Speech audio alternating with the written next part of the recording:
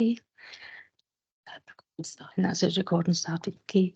So members, before we start the meeting, this is the first formal council meeting since the weekend. I thought it appropriate to mention the horrific terrorist attacks and escalating conflicts in Israel and Gaza. Too many innocent people have lost their lives as a consequence of these completely unjustifiable and illegitimate attacks, and our thoughts are with all concerned.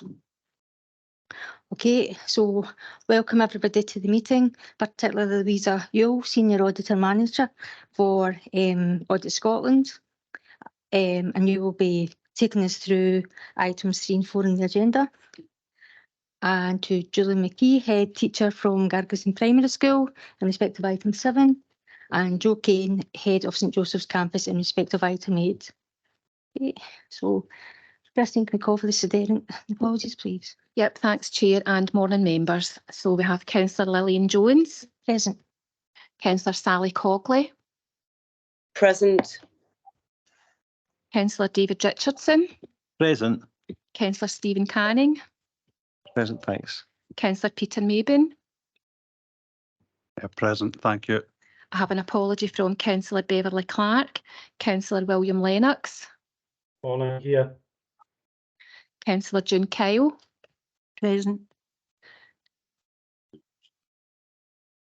Look it up at the end, just keep going. Okay. Councillor Jennifer Hogg. Yeah, I'm here, thank you. Councillor Neil Watts. I'm here, thank you. Councillor Clark is there. I have an apology from Councillor Elaine Stewart. Apologies, Councillor Clark, are you present this morning?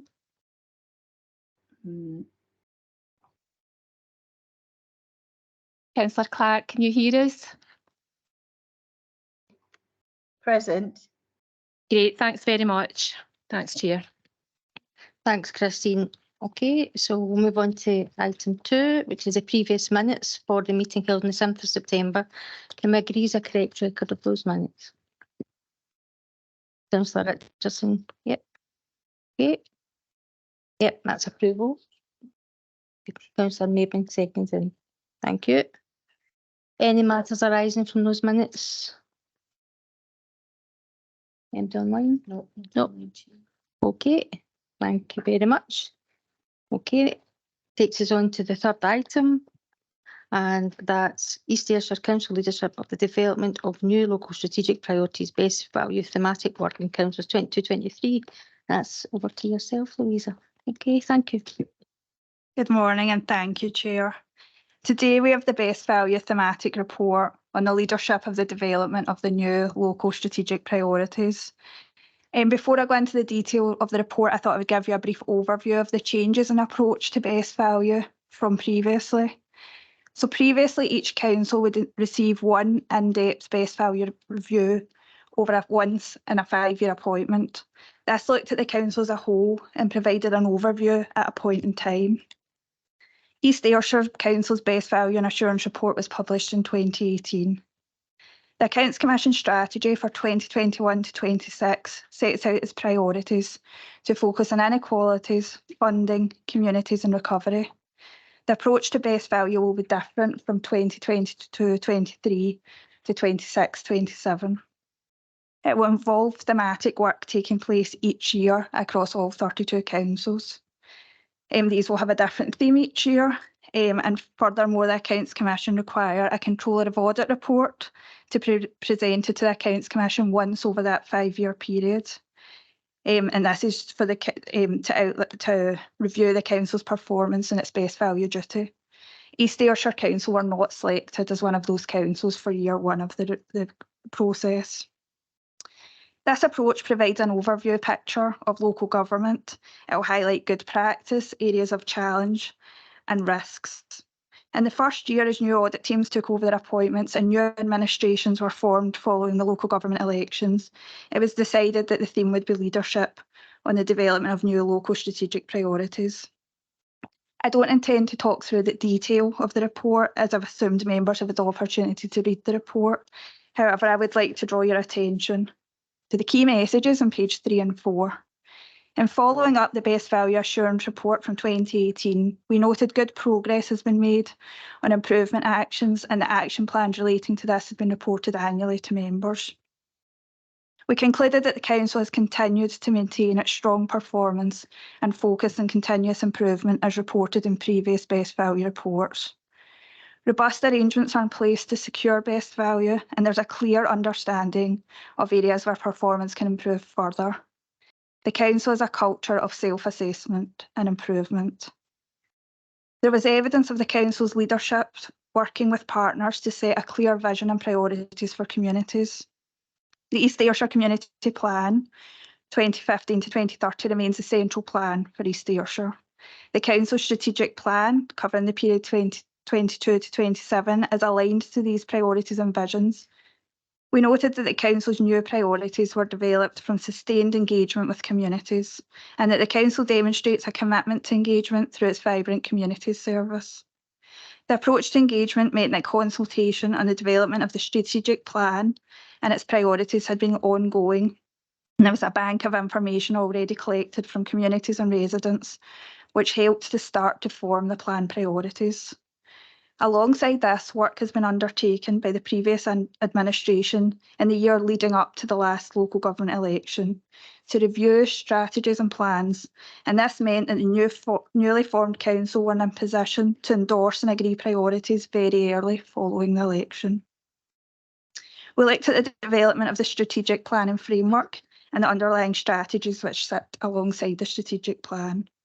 The strategic priorities run through the medium-term financial strategy, the workforce strategy, and the digital strategy. One area of review that we found particularly interesting, and we noticed as an area of good practice within our annual audit report, which is the next agenda item, was around the innovative approach to developing the climate change strategy, which was led by children and young people. The contribution of children and young people was spoken of highly by officers across the council, and there was a clear recognition of the scrutiny and challenge that the young people offer. I would draw your attention to Appendix A, where we've outlined 5 improvement actions. The first one relates to the reporting of progress against the strategic plan, ensuring a regular pattern of reporting to members is established. Management have advised that arrangements for reporting the progress against the strategic plan will be reported to full council in October. We have also recommended that performance targets in relation to the strategic plan should be specific and measurable and aligned to the council's benefit realisation model. We've recommended some improvements to performance reporting. There's lots of performance information in the council website, but we recognise that there would be benefits in pulling together an overall performance management approach document and providing an overview of performance in one source to provide residents and communities with an overall view of performance. The Council have committed to publish a performance management framework and should ensure that its performance information is linked to the new strategic priorities and is up to date and easily accessible. I spoke earlier about the Council's commitment to engagement. Lots of consultation work takes place, but it isn't always easy to navigate the website to find the results of the consultation. And we've recommended that Council use the website to its full potential and provide summaries of feedback received from consultations. Our final recommendation was around strengthening the arrangements around equality impact assessments and completing these at an early stage to inform policy and strategic development, ensuring up-to-date information is available on the Council website. As you can see from the report, management have responded to each improvement action with agreed responses, responsible officers and timeframes for action. Finally, I would like to record my thanks to all the officers who supported the Best Value audit through meeting the audit team and providing information and evidence and responding to queries. I would like to thank Ian Tuff, who coordinated the Council's response and signposted us to the correct contacts or sources of information, which helped the audit run smoothly. And I'm happy to take any questions. Louisa, thank you very much. It's a very good report. I'm very pleased with it. I'm sure everybody will be very pleased with this report. There's not much in it not to like, from where I'm sitting anyway. It was good that you highlighted that, you know, they work with the children and young people for the climate change. And it's noted in the report, the award that the council won, Working Together Award, for their approach and establishing a climate change plan with the children and young people. And that led to 21 of our schools developing their own plans, which is phenomenal. Also within the report, demonstrating that we're working to the plan and delivering against those priorities. You make mention to the budget earlier this year and what our priorities within the budget was. So it was helping families through the cost of living crisis. It was investing in mental health and wellbeing for our young people. So that's just demonstration that, you know, we are committed to the priorities and working to the plan. For me, it's excellent where we are. I think we're in a very good place, considering our chief executive's been in post since January 21, and half of our newly elected members from last year. And this is where we are. So I think it's a great report, and it's a great reflection of the work that everybody's putting in, the leadership and the vision that we're all buying into. But I think it's down to the good working relationships between elected members and officers, based on trust, honesty and respect. And that's what carries us through, and that's what will get us to where we need to be. So thank you very much. Is there any questions or comments for Louisa? Is there any online? No. Councillor Maben? Thank you, Chair. Looking at this report, I'm looking at page 14, Council Vision and Priorities. Paragraph 12, the community plan, three key themes of economy and skills, safer communities and wellbeing. Safer communities, for me, is one of the most important issues that we are facing right now as local councillors when we think about the crime that's happening and the antisocial behaviour. And I'm wondering, with the statistics and how we measure it, how do we see that the antisocial behaviour is getting better or worse? Are safer communities getting safer or not as safe? If you follow the same theme down to page 15, paragraph 20, we're building a fairer economy, we're tackling poverty and inequality, improving community wealth. No, it doesn't mention safer communities. And if you follow the same theme down to page 20, again, I'm looking for safer communities, and these are the indicators for measuring. We've got indicators and targets for building a fairer economy, tackling poverty. Where's the indicators? How do we measure how we're making a safer community, how we're tackling antisocial behaviour, how we're dealing with crime, how our partnerships are working with the police?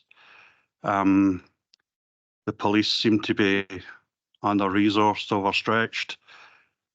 There seems to be a carry-on right now where antisocial behaviour the police can't deal with, and it's passed back to the council, and we're under-resourced and struggling to deal with antisocial behaviour. We've had church in my ward vandalised. We've had the church up in Onthank vandalised. We've had the community asset transfer, the weightlifting club in Cape Town Avenue Short Leys vandalised. We have an assault of a security person working on the bus station. We have all sorts of things going on. And when we go to attend community council meetings, where we're the public face of the council, the one thing they're talking about all the time is antisocial behaviour and young people running around causing trouble. I've had a colleague and had a long discussion with my colleague Maureen Mackay, and is some of this antisocial behaviour or is some of this criminal behaviour? We now have a place where the age of criminal responsibility is now 12 years old, so the young ones under the age of 12 do not get charged with a crime, and it's back to the council to deal with antisocial behaviour.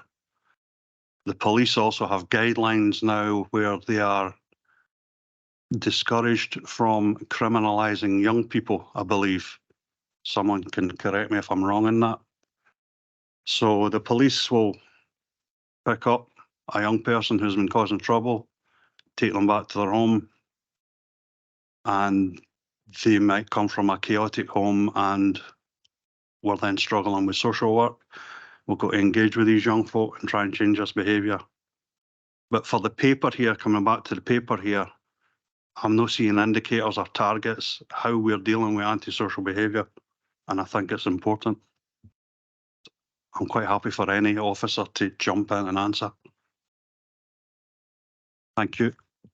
Okay, thanks, Councillor Mayben. But what I would say is the vast majority of young people in East Ayrshire are fine, upstanding citizens, and and their communities are proud of them, and and they give value to their communities. But it's a small number. But just on your point about how we measure how we're doing with community safety, I'll pass you to Eddie, Chief Executive. Thanks, Chair. Thanks, Councillor. I think what this report tries to quite clearly do, and it was the reason that we brought in the Council's strategic plan, is understand what's the role of a community plan and what's the role of the Council in terms of our strategic plan. And that was one of the things in the changes, that if we only had the overall community plan, then the role of the Council almost got lost in the middle of that. So we've got specific roles and our partners have specific roles, and actually where our strength tends to be is how we work together in terms of delivering that there. So part of this, in terms of what audit is looking at, is actually recognising and not hiding from any challenge that we have. And clearly, antisocial behaviour is a challenge across Scotland just now. In fact, in many places, and we have our local challenges around that. And what this report is saying is, when we have the challenges, do we work, constructively with the rest of the community planning partners to try and address this? And it's not saying that we're sorted it, but what it is saying is that we will sit down. So I'm very aware, at a recent, council meeting that unfortunately I wasn't able to be at, that members had that opportunity to challenge the most senior police officers, within the local area about antisocial behaviour, and that there was an outcome of that task to myself then to bring together, a group to actually look, first of all, and, my new Deputy Chief Exec, Richard's going to take this on, take on as an officer level, first of all, about what we're doing, and then bring that back to a members level. So in terms of this, it's about not hiding from it. It's about looking at how we bring forward together with our community planning partners strategies to address that, because we recognise that this is doing certainly harm to our communities, in many instances harm to the young people who are perpetrating, some of this as well. So absolutely accept what you're saying, Councillor. Thanks, Eddie. Councillor Richardson.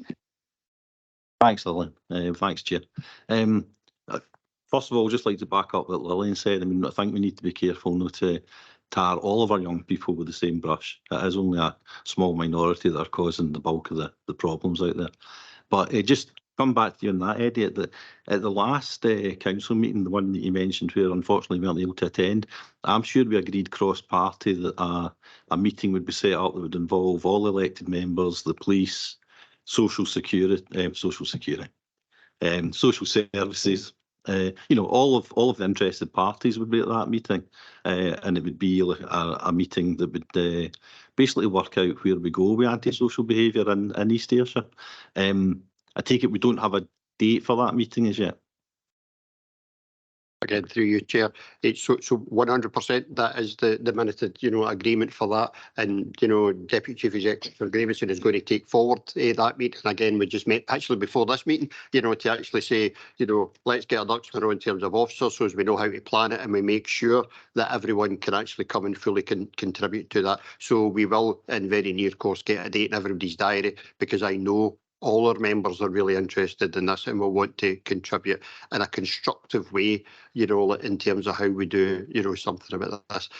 When we see, issues about some of our people who are working in our local shops who are frightened to come into their work, that's not right. You know, like when we see, you know, some of the feedback, you know, in terms of, and it was particularly, we've done some surveys about women walking in their own local areas who were frightened in their own local areas. That's not right. You know, and when we see the impact on the life chances of some young people, that's not right. And when we see how some of it's tarred, you know, onto our wilder young people, whereas we've just been talking about their contribution to the climate agenda and a whole range of other things that we'll all go out, you know, and see our young people doing fantastic things.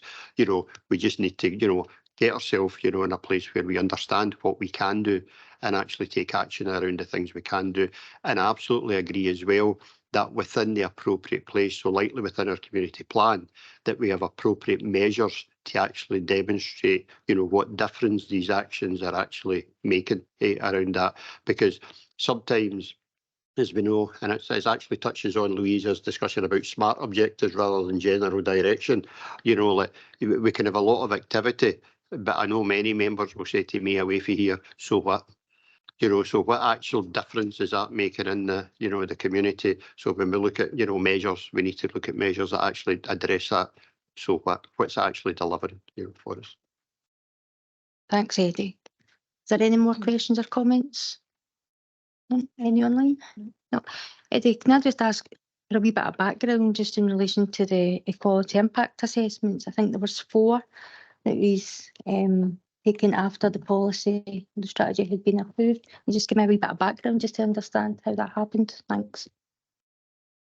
So first of all, you know, we're very clear and we absolutely accept the, you know, the recommendation about making improvements in terms of equality impact assessments.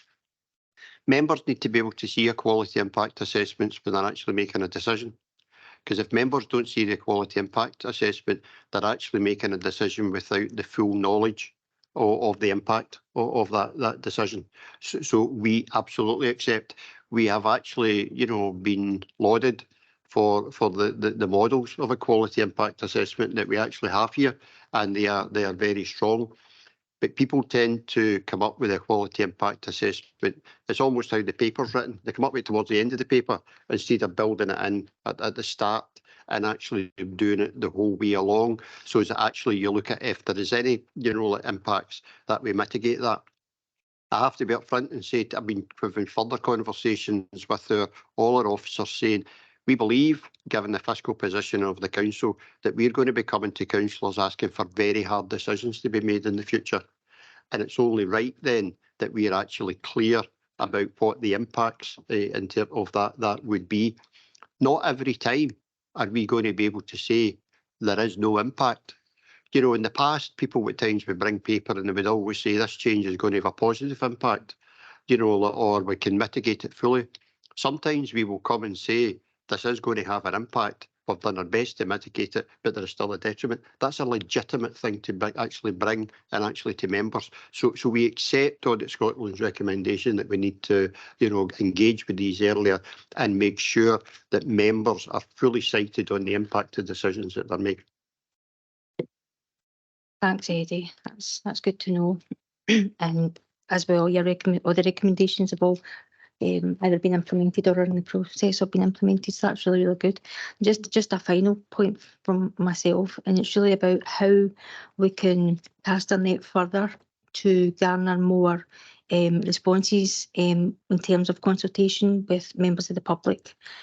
I know that the budget consultation received 67 responses, and although I welcome every response, I just feel 67 from the whole authority is, we need to look at that and see what more we can do to cast that net further afield. So it was really just to kind of highlight that. Thanks, and again, through you, Chair. Again, we recognise that. We recognise that we're coming up to our review of our strategic plan next summer. We have really important decisions to make around budgeting, and therefore over the autumn we have a series of events out in our local communities about we as a management team will go out into the local communities and actually be open to people and talk to people about that, so that again when we're coming back to members and actually giving that feedback, like 2 members, we can give that in a rounded way. There are obviously communities of interest too.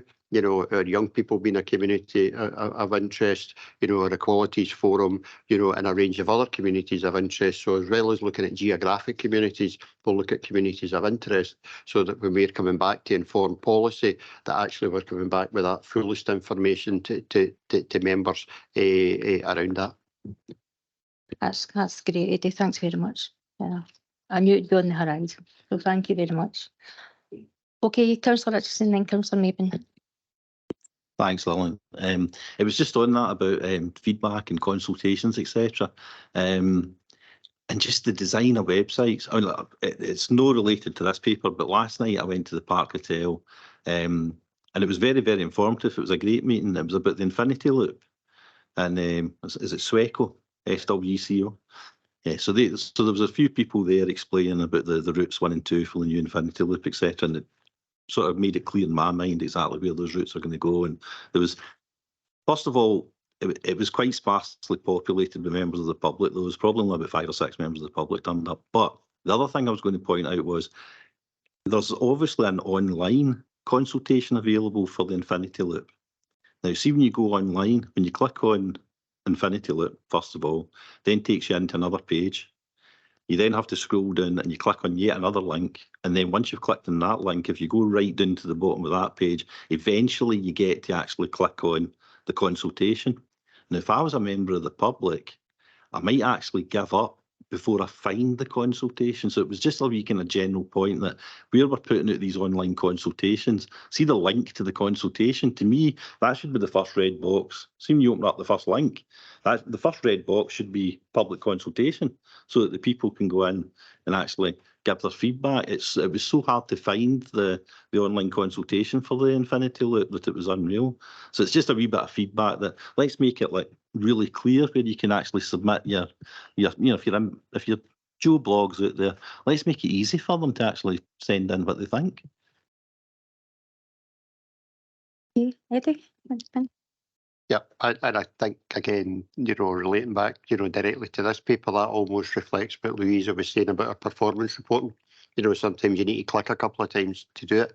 The whole accessibility agenda in terms of our website, again, we recognise needs to improve. And Amanda Lowe, who now has communications, that's one of the work streams that Amanda has in terms of improving accessibility. There is an assessment done, annually in terms of accessibility of websites, and I've been upfront, members, because doesn't rate that well, at this time. So actually improving accessibility of the website is one of the work streams that Amanda Lowe has in her wider role. It's good. That's good to know. Councillor Maben, do you want to come in? Thank you, Chair. I'm going back to the papers, page 27. Down the bottom, paragraph 66. We're looking at community action plans. There's 29 communities develop and implement community action plans. How many of these are, I don't know if anyone from vibrant communities is here, can help.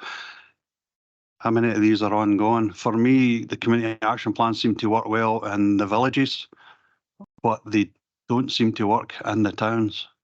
I don't know if there's any community action plans live in Kilmarnock, for example. But the likes of the villages, it works much better. I believe Darville is on to their third community action plan. So I don't know if that's 3 of those 29 is Darville.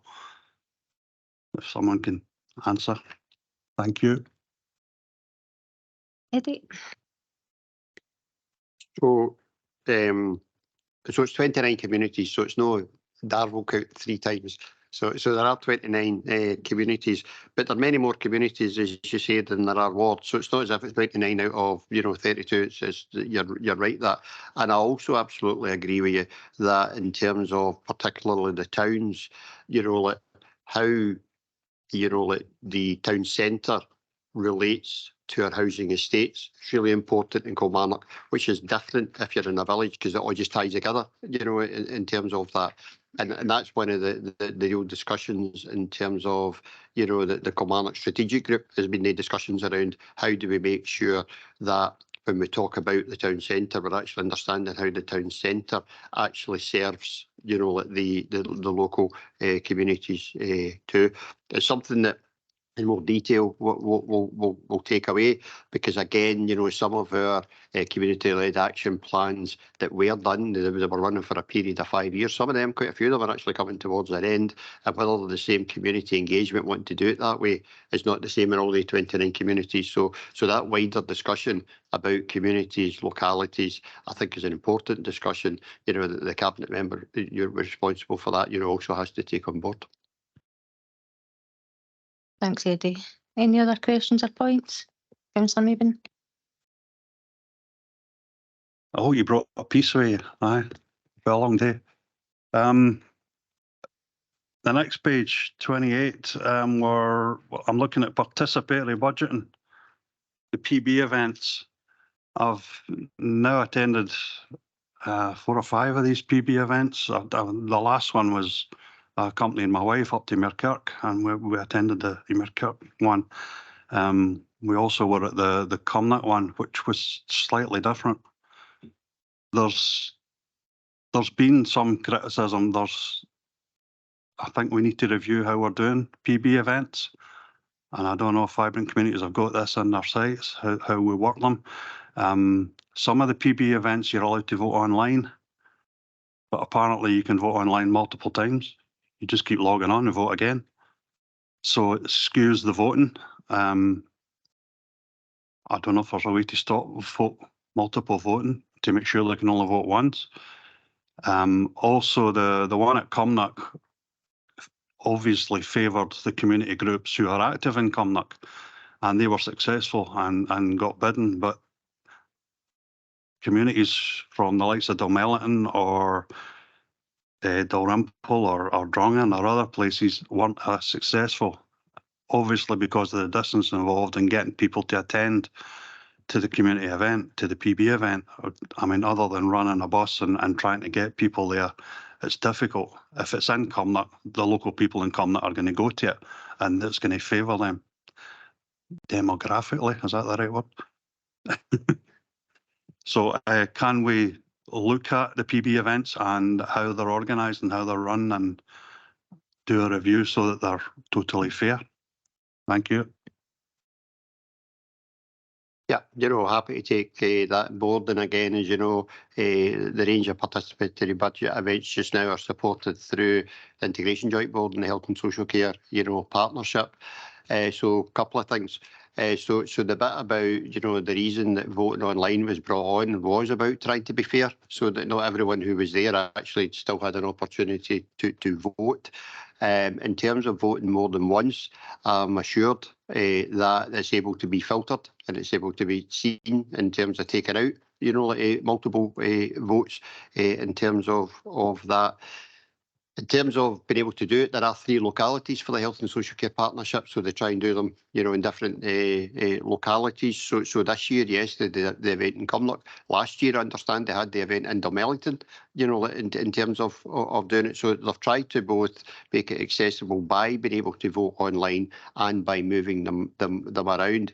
But that not being said, you know, the whole purpose of participatory budgeting is actually to give local communities power over how some of our public money, you know, is focused.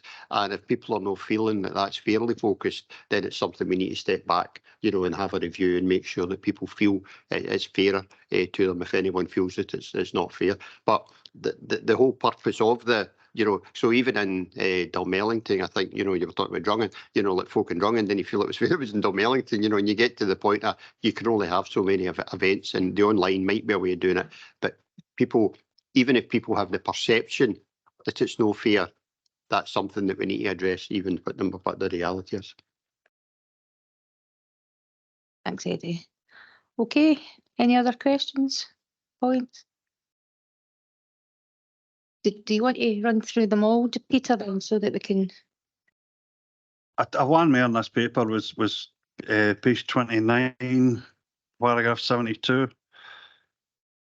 It's down the bottom about the council's continued provision of community larders. it reads badly. It reads like the council's running community larders, and we don't, to the best of my knowledge, run community larders. I take it we're supplying food to them. Is this every community larder that we know of? They're all 14 there, are all getting help from the council as far as food or funding? Or are there more community larders that don't get assistance from the council? Eddie, you want to take that? To be honest, I don't have that detail to hand. Happy to come back with it. And obviously, you know, one of the other reasons I don't want to come back is I don't want to get into the nuances between what's a community larder and what's a food bank. You know, like because they're different things. And actually, some of our local organisations, when they call themselves a community larder or a food bank, but they still provide support to people. So maybe what we're asking a question is how do we deliver food and how do the council support? Because sometimes it's done out with us, you know, support delivery of, you know, cost of living and tip food across. So let's take that one away and actually make sure we get a proper answer rather than me make one up now. That's fine with me. Is that okay with you, Councillor Maven? Aye, I'd be interested in how much the council's actually spending on this and get some numbers behind it. How many food banks or food larders we're actually assisting and what it's costing us and how effective it is. Yeah, that's fine. We'll Thank get you. that information sent to all members of the committee just whenever it's available. Okay. Okay, if there's no other questions or comments in this paper, can we agree the paper? Lovely, that's great, thank you.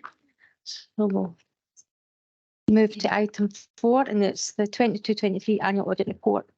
Is that Joe? Yes. Oh, Louisa, again, thank you. Thank you, Chair. The attached report outlines the conclusion of our work on the audit of East Ayrshire Council and the Council Trusts. The first document is our annual audit report, and this is followed by 2 documents behind it, an ISA 260 letter for the Council and for the Trusts. The letters at the back include the proposed independent auditor's report at Appendix A and the letter of representation, which is signed by the Section 95 officer to provide representations around the accounting records and preparation of the accounts, and this is provided at the same time as the accounts are signed. We have completed our audit work on both the Council and the Trust accounts. I'm pleased to inform you that our proposed independent auditor's report is an unmodified opinion. This is the outcome you're looking for and states that the financial statements give a true and fair view of income and expenditure and that the accounts have been properly prepared in accordance with accounting standards. Our annual audit report remains in draft format until the accounts are signed, just in case there's any last minute changes or anything that impacts the accounts up until the point of signing, but it'll be issued in final version following the accounts been signed. At page 3 and 4 of the annual audit report, we outline our key messages.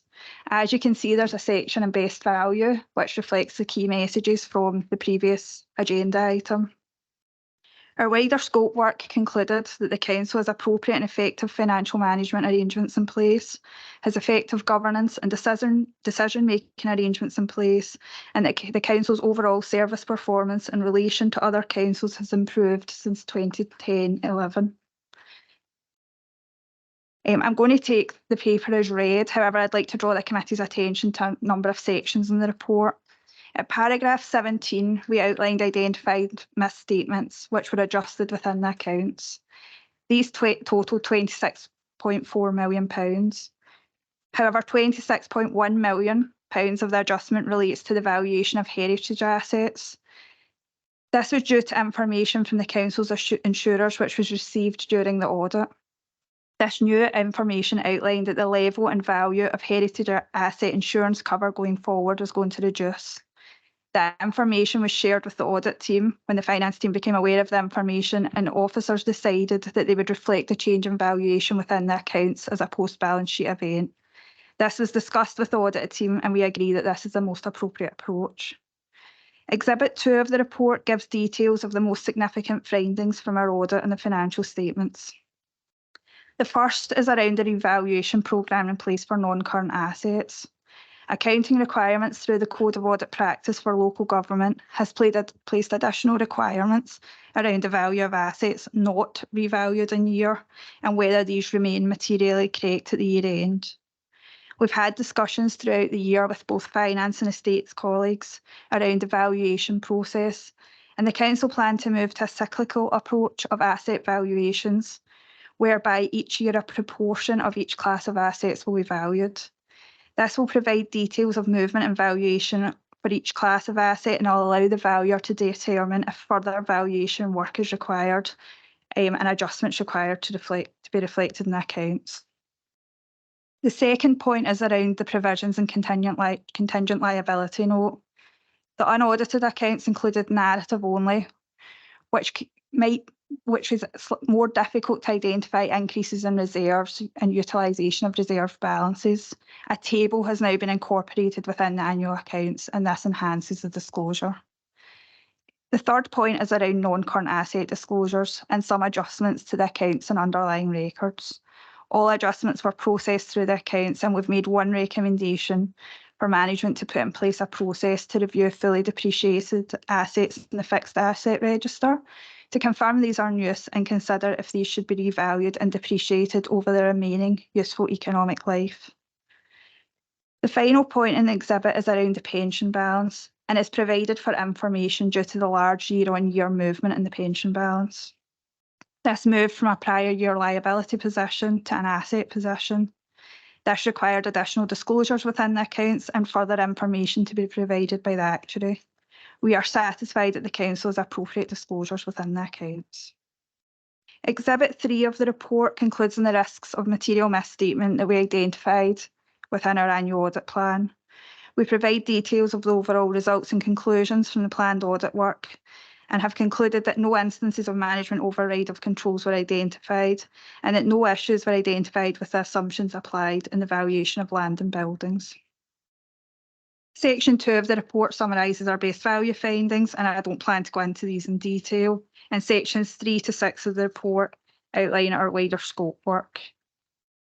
Our action plan for recommendations is included at Appendix 1 of the report. I've already mentioned 2 recommendations that we made, and there's 5 recommendations from the best value report are also included there. And we'll follow up progress on each of these points in the 23-24 audit. As part of our work, we also followed up the 7 recommendations made by your auditor in the prior year.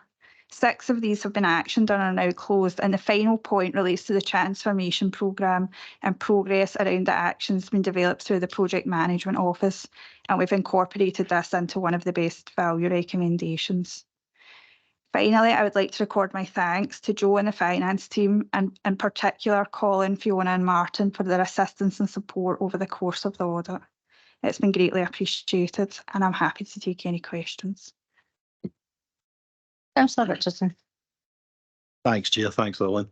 Bear with me, guys, because this is quite a lengthy question. And to be fair, I did give Joe pre-sight of this one, but it relates to page 67, point 4, the pension balance. Obviously, the pension asset balance is shown there as 294,509 million, and the balance sheet entry limited to 22.612 million due to asset ceiling. Now, just a wee bit of background as to why I'm about to ask this question, just for all the benefit of all the members and everybody present in chambers. And it's really just a timeline of things that happened. So on the 23rd of September 2022, Liz Truss and our Chancellor brought a mini budget to the Houses of Parliament. This mini budget would have given vast tax cuts to those at the top of the tree, funded by vastly increased public borrowing. This had an immediate effect of spooking the financial markets, who did not like the idea of the national debt further spiralling out of control. Overnight, so the very next morning, the pound sterling hit an all-time low against the US dollar. At the end of August 2022, the coupon rate, that's the interest rate paid by the UK government on 2-year gilts, had been 2.8%. By the end of September 2022, after the mini budget, that coupon rate was 4.8%. Now, a 2% increase for any government servicing a £2.5 trillion debt, that's an issue. Why does this matter when we're looking at the Strathclyde Pension Fund being valued? Well, previously in these chambers, ourselves as members and Joe have had good discussions about the Strathclyde Pension Fund holding a percentage of its investment assets in US dollar denominated securities and equities. Now, obviously, when these are converted to sterling for valuation purposes, a low exchange rate will increase the amount of value in sterling. You're getting more pounds for every dollar, basically. Also, the increased yield on gilts will also have an effect on the valuation of gilts, as they are now seen as a more attractive investment by investors. And also, it seemingly affects the actuaries' calculations when working out future liabilities, although don't ask me to fully explain that part. You probably need to be an actuary to understand that. Now, however, the above can be said to have been extreme events, at least out of the ordinary events. And as government continues to normalise the situation, we should see sterling strengthen against the dollar and gilt yields reduce. That would be the normal medium to long-term expectation anyway, which will affect future Strathclyde Pension Fund valuations. Now, on the 26th of July 2023, I attended a meeting of the Scottish Local Government Pension Scheme Advisory Board on which I sit. I don't think she'll mind being name checked, but presenting to the SLGP SAB that day was Claire Scott. Now, Claire's a former CEO of the Lothian Pension Fund and has held other positions. She's a well-respected public pensions professional. Now, I asked her many questions around these issues, and especially why many local authorities, including East Ayrshire, had seen a large flip from being in a pension deficit position to that of being in a very sizable surplus. And Claire basically explained to me and to those assembled that it was down to the spike in gilts, which were now seen as being a more attractive investment, and also that the prevailing gilt rate affects our actuarial calculations. But as such, it was seen as an anomaly. And local authorities were doing the correct thing in putting the much smaller, the much prudent asset ceiling figure on their balance sheets, because as things normalised, the swing would move the other way, back from surplus towards equality and even deficit. So the swing that we'd seen from going from deficit to surplus would narrow again as things became normal again. Now, at my level of knowledge, all of that at this point made sense to me, made complete sense. However, here comes the question. Last month, in the middle of September, the committee of the Strathclyde Pension Fund, now the committee is the decision-making body, it can be made up of councillors like ourselves and other people. So basically, it's the body that makes decisions for Strathclyde Pension Fund. And as widely has been reported in the media, they've decided that over the next 3 years, employers in the fund will reduce contributions as follows. Year one, 19.3% of value of the payroll down to 6.5%. Year two, 19.3% of value of payroll down to 6.5%. And in year three, 19.3% of value of payroll to 17.5%. So by year three, the savings that are planned to be made seem to be tapering off. Now, obviously, whilst this will obviously be a welcome saving for hard-pressed local authorities and employers when budgets as well are stretched to the maximum, I'm just slightly concerned that these decisions are being taken over a 3-year period where a valuation has been done at an exceptional time. Because any valuation is only a snapshot in time, and this particular valuation was done at an extraordinary time and has been described to me by a respected local government pensions professional as an anomaly. So, does the Strathclyde, here's the start of the questions, and Joe, I know you might not be able to come back in these today. You might have to take this away, I fully understand that. So, does the Strathclyde Pension Fund Board, now the board is basically the body that does what we do. They're the governance side of the Strathclyde Pension Fund. So the committee takes the decisions and the board's there to check the governance side. So, Does the Strathclyde Pension Fund Board agree with the above decisions from a governance point of view? That's my first question. Also, I know that individual employers' assets liabilities are tracked separately within the Strathclyde Pension Fund. So basically, East Ayrshire assets and liabilities, although they form part of the overall Strathclyde Pension Fund know what East Ayrshire's assets and liabilities are, you know, as a sole body, because we're one of many employers that use the Strathclyde Pension Fund.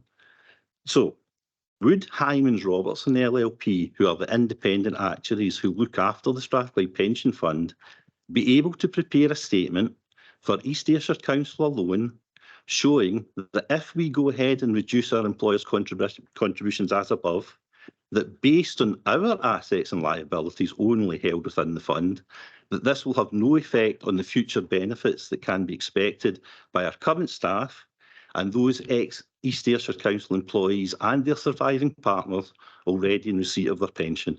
And that's probably the biggest question for me. Can we be sure that if we go ahead and reduce our employer contributions, which are being substantially reduced, that will have no effect on the future benefits of our staff and current pensioners? Lastly, when I sit on the Scottish Local Government Pension Scheme Advisory Board, I do so as an employer representative. So I'm there to represent the employers. And I'm sure at our next meeting, that I'll be at one side of the table and the union side will have a number of questions around this. But today I'm sitting here in East Ayrshire chambers and I'm asking these questions mainly on behalf of our own workforce and our own existing pensioners, because, and June might back me up in this, I've worked for an employer before.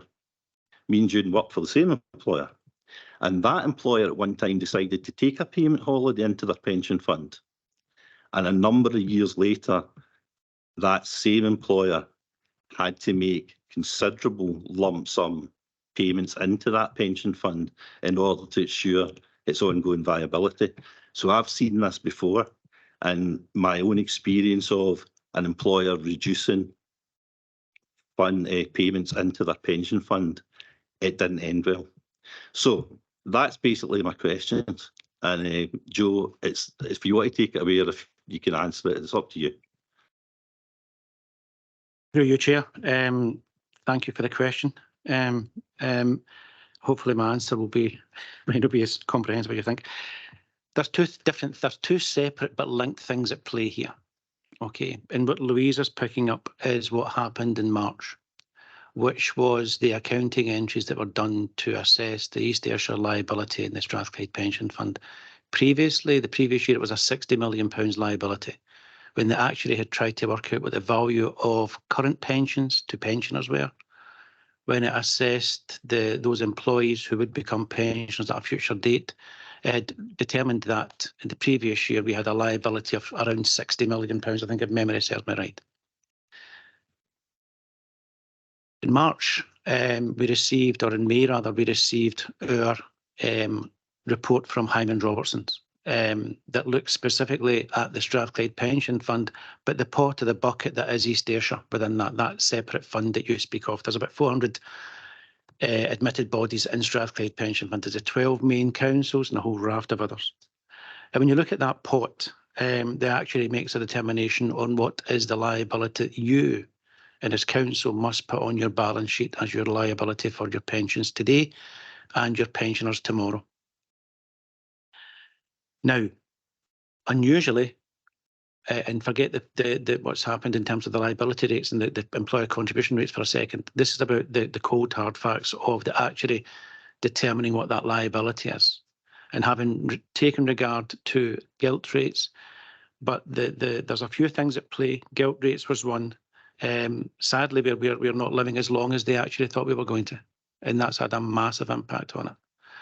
And there's the other part, which was when the actuary looks at the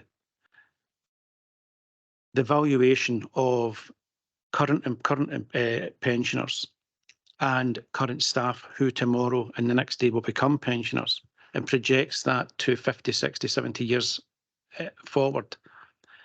It then brings that back to a value as at today, and it uses a discount rate to do that. The discount rate is normally 3%. They increased it to 5% based on more updated information. That 2% shift in the discount rate was the main driver that saw that pension credit taking place. It was affected by gilts, but it was a 2% drop in discount rate. So when you brought that future value back to today's prices, you discounted it by 5%, not 3%. And that's what caused us then to have a credit of around £250 million of a pension asset. So that's on the basis of the actually looking at our pot, our IAS 19 accounting standard basis pot. Colin and I had to then blow the stool off the books to find out what you do when you have a pension asset, because we've never had a pension asset in our life. You then use a thing called IFRIC 14, and that then tells you that in recognising an asset, you have to have due regard that the pension fund itself is fully funded. Okay, and if it's not fully funded, then you need to taper or cap that asset from, in our case, from £250 million to £22 million. And, you know, we toiled and we spoke to Louisa about the disclosure we would put in there, because at this point we knew there was a triennial review taking place of the Strathclyde Pension Fund overall. That was due to report last month it was. So we put a disclosure in to say we've capped it at £22 million, but we've got an eye on what's going to happen in a few months' time, because we know the actuary is going to do this once in 3-year event of just taking a total valuation of the fund itself. So that's why that was there, £250,000 around 22, but it's our pot. And then what the second part of your question was around this 6.5%, 19.3. And that's when you essentially, and it's where we debated about, you know, in accounting terms, you need to measure and recognise. We recognised the pension credit in March. We measured it at £250 million or £22 million, but it doesn't crystallise. You don't get your fingers on it. That's you wait for the triennial review. The triennial review has come in, and it said that in terms of the Strathclyde Pension Fund and having regard to all of the entries that are within it, and taking that future costs of current and to be future pensioners and bringing that back to today's prices and doing a whole number of other things, 500 assumptions, I'm told, they actually uses. They have determined that the total assets in the Strathclyde Pension Fund, which is a cash fund, it's a cash fund, is around £28 billion. And the actuary has determined that the liabilities for today's and future pensioners are bobbling around £19 billion, and that's a conservative estimate because actuaries are always conservative. So there's a £9 billion excess cash, although it's never cash in the Strathclyde Pension Fund. And this is us moving from the March, you've got an asset, to actually crystallising the asset and getting the benefit. As you would expect in the West of Scotland, the Directors of Finance from the former Strathclyde Councils meet regularly, and we met to discuss this about a month ago. And we challenged around that drop from 19.3 to 6.5%. And the messaging around that, and what would that be? We were told it was going to the committee and to the board, and there's trade union reps on both bodies, I'm told. And what we do know is that that actually has confirmed that the rate could go to 6.5% for 2 years, and then reduce on a permanent basis from 19.3 to 17.5%. And the point you make is a really good one, because that's the point we challenged. You know, at a time when things can be a bit erratic, how confident are you actually in dropping that rate permanently from 19.3 to 17.5%? And they're content that based on the assumptions they have, that is a prudent thing to do. So, like you say, we've got around the 19 and 17.5%, not the 6.5%. And so that's what we've done. We spoke about with £9 billion, you could take a payment holiday. Strathclyde Pension Fund, I'm told, took a pension holiday way back in the 90s, and it was described as an instant Christmas present for a year. And then, having played with the Christmas present 9 months later and get told you don't have to pay for it by putting the rates back up, they didn't like it. So there's not going to be a holiday. I think I think they realise that a holiday is not a particularly prudent thing to do, because you then gear straight back up again from zero. So that's why it's dropped to 6.5%. And in terms of the tracking of our fund, your question, it's tracked in the IAS 19 proves that's tracking. It's showing in the accounts. Louisa's and our team have kindly audited that, and we are now crystallising that. And it was discussed with leaders at the Cross-Party Sounding Board a few weeks ago. And in terms of the governance of the board, you're right, it goes to the committee, then it goes to the board. I understand it's been accepted by the board, and that board has challenge on it, and it also has representation from other stakeholders and their communities of interest, as Eddie talked about as well, that are on that too. So in terms of what's happened, it's really unusual. You know, it doesn't sit naturally that you have a pension asset. That makes no logical sense that offering a pension makes you money, but it has on this occasion. And I think that's probably because of the performance of the Strathclyde Pension Fund over many years, and maybe it's been impacted by market turmoil, yes, and it's been impacted by currency rates and conversion rates, definitely, but it's been the main driver has been that discount rate. I hope that goes some way to answering. Joe, it does. It's a very, very comprehensive answer. My only question would be, just because I've worked in financial services and I like to cover my back always. You mentioned Hyman Robertson have basically said, going forward from year 3 onwards, 17.5% employers' contribution will be sufficient. Based on East Ayrshire's current assets and liabilities and all the projections, and I know that they take in, you mentioned 500, there's so many assumptions that actuaries make. But does East Ayrshire Council have anything on Hyman Robertson headed note paper that they've given you that assurance that by doing this, our existing pensioners and current workforce will not see any detriment to their future benefits? Well, I think first of all that, you know, I've been involved in this, and I'm sure that it's been in other quarters too. We wouldn't do anything that would impact on the future obligations that employees believe they're due, and I think that's really important. We challenged, as Director of Finance, we challenged the assumptions in that report. We challenged colleagues in Glasgow, because there is no way that we can have a 6.5% 2-year gain only to see it rock up to in excess of 20%. We're told that will not happen, that the actuary has been very conservative in terms of their liability valuations, and that £19 billion is to the extreme end. So that's reassuring as well. That's the easy talk. That's the nice talk. What we also spoke about at Glasgow is there is no way in this earth that we can do this today to present a problem for 12 councils in 2 years, 3 years' time. And we saw assurance from Glasgow that 17.5% is something that can be sustained. In terms of Hyman's note paper, we don't have something as specific as what you say, but we have our IAS 19 report, which is our pot. There's maybe another point I can maybe give you some assurance around, which was a few years ago that the head of people and culture and I were looking at requests from employees who were in the reports you get about service redesigns. You hear about this payback, and a member of staff wants to retire, and the payback is 2 years, and da da da. At that point, we receive information back about the cost to the council. What we learned at that point was that the East Ayrshire pot of the 12 pots is healthier than the others, majority of others in it, and that our financial share or gain is actually benefit, and it could absorb.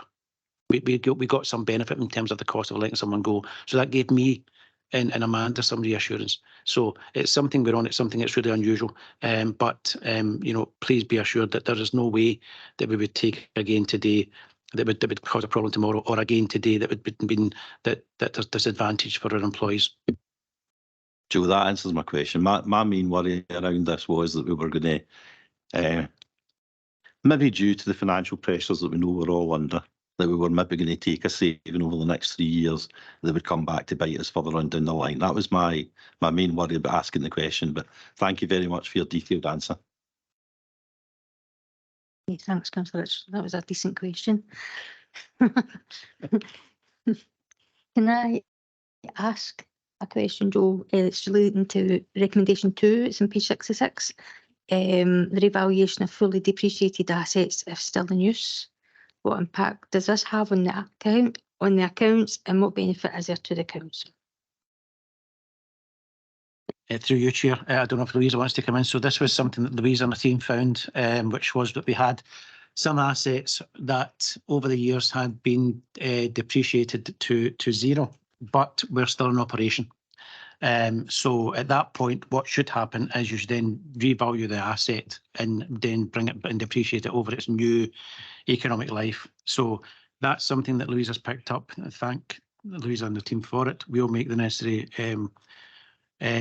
changes to our practices to make sure that's caught up as part of our ongoing year-end work.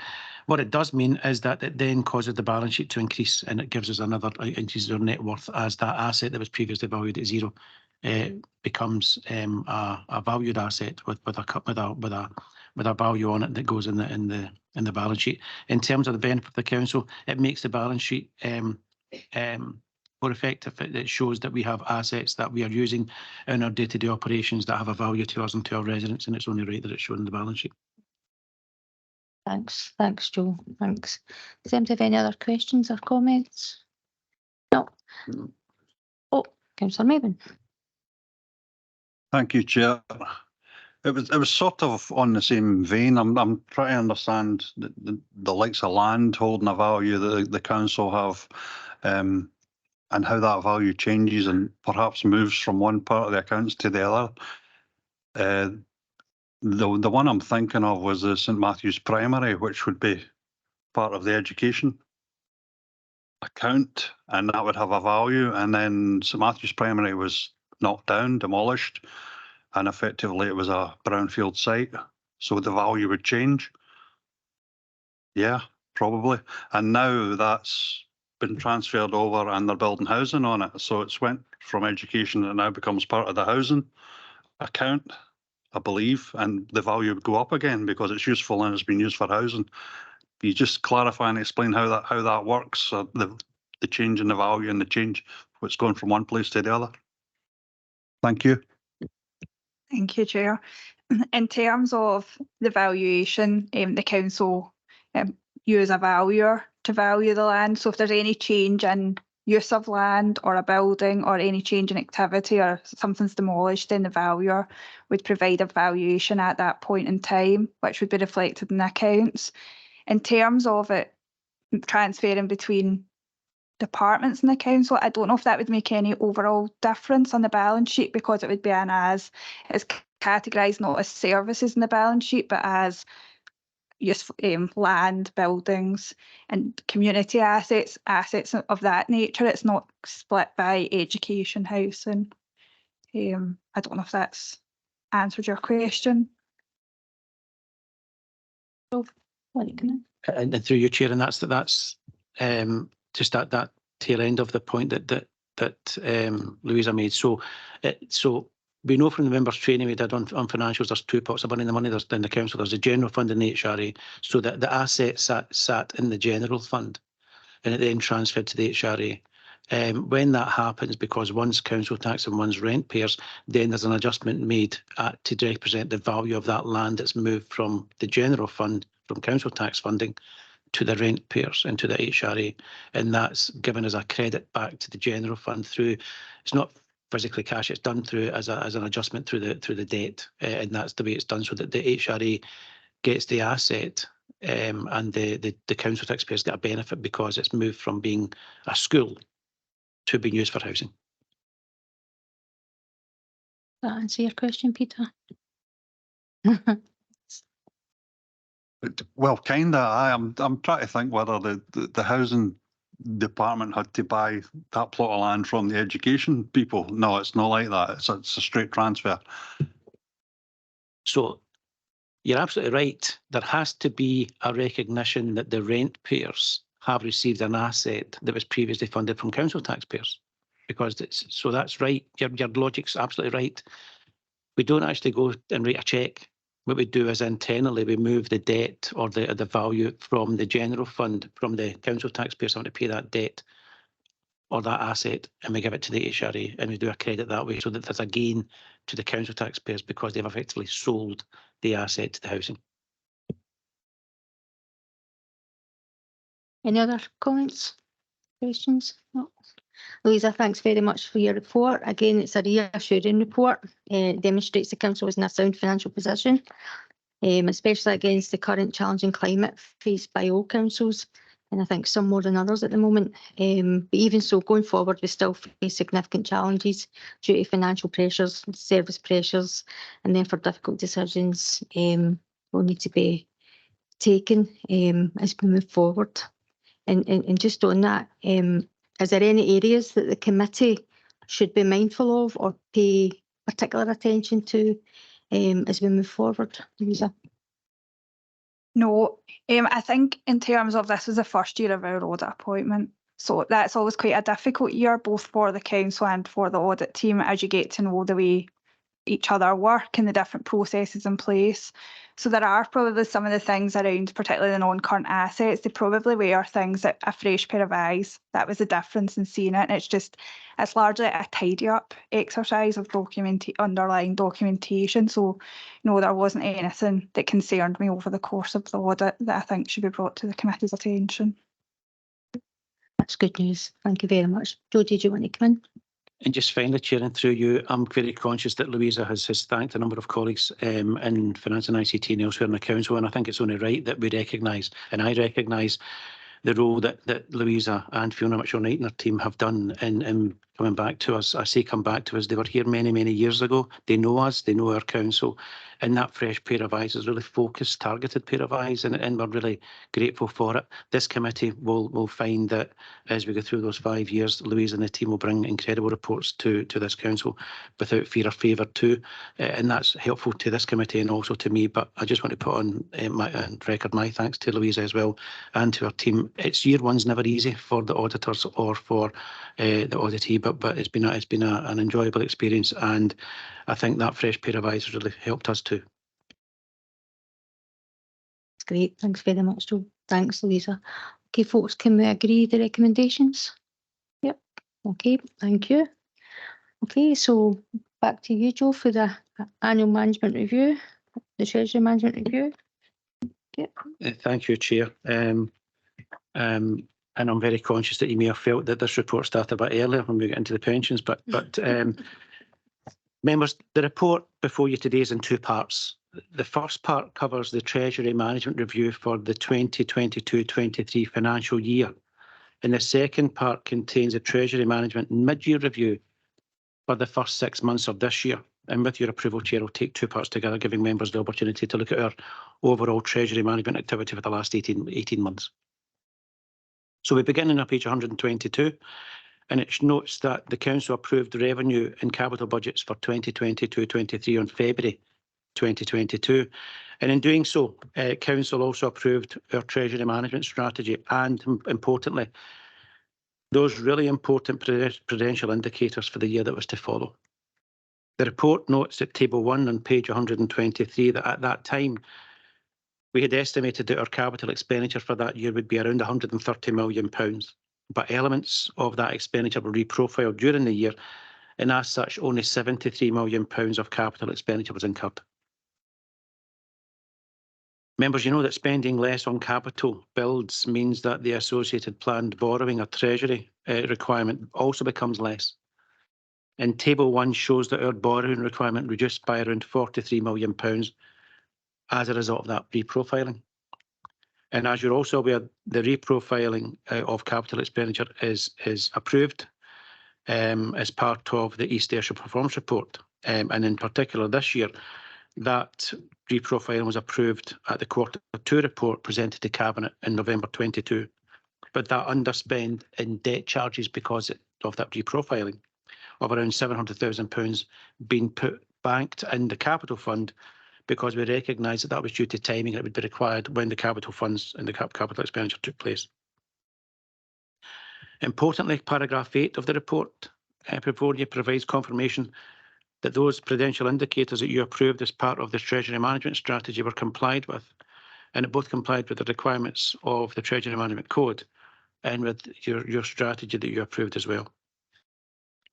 Page 124 shows the council's underlying need to borrow. This is a key prudential indicator known as our capital financing requirement. And it notes that this indicator, which is fairly high, as well as the other prudential indicators that were set, were also complied with during the year. The report also shows that the council is using our reserves to finance capital expenditure in the short term. This is known as being under borrowed. And paragraph 25 shows that our under borrowed position was around £100 million in 2022-23. Members, maintaining an under borrowed position is a key tool in our overall treasury management arrangements. You use your own money before you go and start borrowing. But we'll take the opportunity to reduce that level of under borrowed once interest rates begin to fall. In paragraph 27 on page 126 is the start of the borrowing prudential indicators. In the paragraphs that follow, although they seem fairly bland and fairly technical, they are important indicators, particularly around the authorised limit and the operational boundary. And I'm able to confirm today that during that year, these two important boundaries were complied with and the limits were not breached. And it shows that our treasury management arrangements had operated effectively during the 2022-23 financial year. You'll also be aware, members, that Council set an affordability limit on the level of our borrowing to support our capital programme, with a limit of 8% of the Council's net revenue stream being established, meaning that we could spend around £250 million in the years ahead. Table 5 on page 127 notes that this limit, known as our financing costs as a proportion of our net revenue stream, in other words, how much of the pound in council tax do we spend on debt, was 6.4% during 22-23, meaning that there is sufficient headroom to continue that overall capital programme for the general fund. But this table also shows that the borrowing costs as a proportion of the HRA housing revenue account revenue stream was sitting at around 19% in 22-23. And the suite of housing reports that will be presented to Cabinet next month will contain more information around this ratio and the impact that decisions around our strategic housing investment plan can have on that important ratio. Paragraph 41 sets the scene for borrowing rates, and our Treasury advisors expect rates to reduce over the next 2 years as inflation is brought back to the Bank of England target of 2%, which will help our borrowing costs. And I say this with caution, depending on how quickly rates fall and how our capital programme has progressed, could mean, and I emphasise could mean, that opportunities could be taken to increase that overall capital fund sum available. I would stress, however, we will only know that as we progress through 2024, as we see how borrowing rates are performing. Table 10 presents analysis of the council reserves, and it links into that under borrowed position. It shows that we're using £56 million of our reserves as an alternative to long-term borrowing, with a balance of around £44 million being used to support our working capital. Members, this then takes me to page 133 and to the mid-year Treasury Management Report for the first 6 months of this year. We see that our capital expenditure of £59 million, as shown in Table 11, increased to £78 million. And that was because of the reprofiling that took place the year before. And that profiling, some of that moved into the following year. Table 14 shows that we continue to use our reserves rather than take long-term borrowing in the first part of the year. And we seek to maintain this position until longer-term interest rates fall to our trigger point, when we'll then enter the market and take some substantial long-term borrowing. In the meantime, we'll continue to use reserves, take short-term borrowing to support our cash flow and support. Members, it's important you know that in recent weeks, and as interest rates have been maintained at that higher level, some of our historic market loans, known as lender option borrower option loans, LOBOs, have been called in by lenders, and we've repaid 2 loans and have taken some short-term borrowing to replace them and support our overall treasury management arrangements. The report before you also notes that the first 6 months of the year, I can confirm that the approved limits that you set in February this year as part of the annual investment strategy have also been complied with. Paragraph 89 on page 139 picks up the points that the 2023-24 Treasury Management Code contains the requirements for members to receive training on local government treasury management arrangements. The date for this payment, this training has been fixed for the 27th of next month. We are currently designing that training for you alongside our Treasury advisors, and I do hope that you'll find it useful in understanding local government treasury management arrangements and the responsibilities of Council and you in determining, monitoring and scrutinising those arrangements. So to sum up, members, in 22-23, we continue to use our reserves as an alternative to borrowing, and as a result, we have a significant under-borrow position which has been actively managed. Interest rates were higher than the rate at which we would enter the market first to take some long-term borrowing. And importantly for this committee, the Treasury Management Report for 22-23 shows that we met and accorded with the necessary prudential indicators and aligned with the requirements of the Treasury of the SIPFA Prudential Code. And finally, that our Treasury Management arrangements, especially those for borrowing, were maintained within the limits that you and Council set for capital borrowing affordability indicator. And in the first 6 months of this year, we saw our capital financing requirement increase following the approval of the capital programme in February. We expect interest rates to fall in the short term, and that in the first 6 months so far, we've complied with the Treasury Management Strategy and the approvals you gave in February. Members, the recommendations are on page 122. They are to note the review for 22-23, note the activity in the first 6 months of this year, and remit the review, the Treasury Management Review and the mid-year review to Council for approval later this month. Chair, I'm happy to stop there and take questions. Thanks, Joe. I'm just glad that there's going to be training. So I look forward to that. Eddie, you want to come in?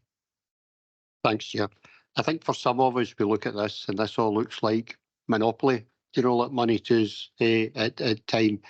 I think, like what Joe does, and the reason he came to use, earlier in the year and put the limit on it, is there are real revenue consequences of borrowing. It's just like in the house. If we actually borrow money, we need to pay it back. And the more we borrow, the more revenue we need to use to pay it back. And it actually goes back to the qualities impact assessments. So if we're using revenue, where's that money coming from? What's the opportunity cost that we can't spend money on for doing that? So it's not about saying we don't spend money on capital, because clearly it's important, in terms of doing that. But it's back to that balance between if we're spending money in capital, if we're taking out loans, we need to pay it back. And if we pay it back, it means we've got less money to spend in these services, the education, the social care, the housing services that we want to spend it on. And it does feel like monopoly money to us at times. And I think it's just important to me to say that behind that is the actual real serious running. It does matter to the people out there, not just the buildings, but the services that we're in. Thanks, Eddie. Anybody get any questions or comments? No. Okay. Can we agree the paper? Agree the recommendations? Thank you. Okay. So at this point, how do members feel about a break? Or do we carry on? Councillors? I'm actually okay to carry on, but I don't know about everybody else. You're right, Peter. I need to sleep. Do you want a break? I mean, I'm happy to have a break. It's up to you, mate. What does everybody else feel? We'll just keep, yeah. You're right to crack on? We'll see how we are after the education report then, okay? Keep going. Keep going. Keep going. Good on you. Well done.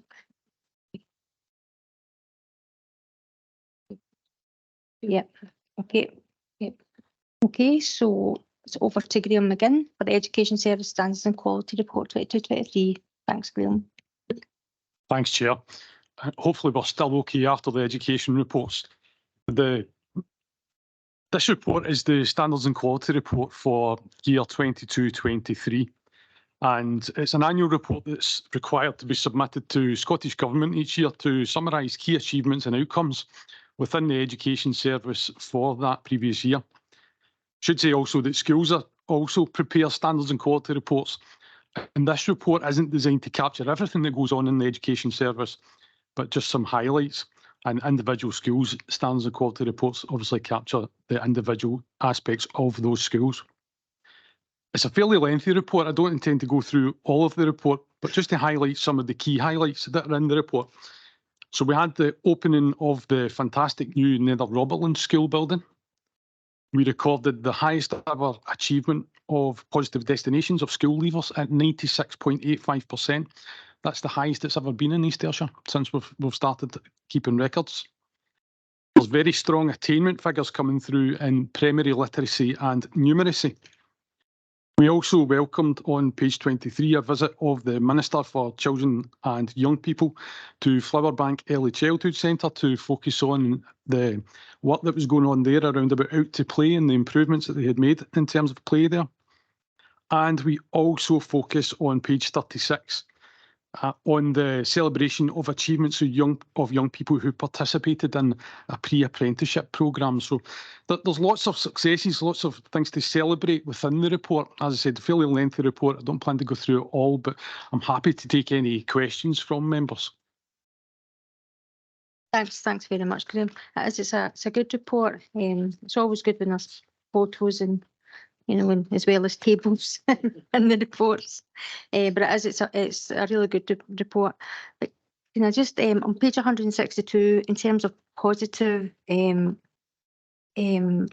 destinations, initial school destinations. So in 21-22, it's reported as 97%.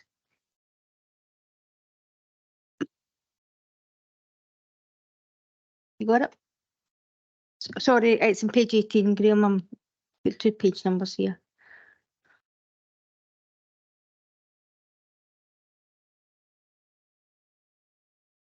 Yeah. So it's obviously the East Ayrshire Council, the 21-22 initial school destinations, so 97%. So what about the 3%? And what's the reasons?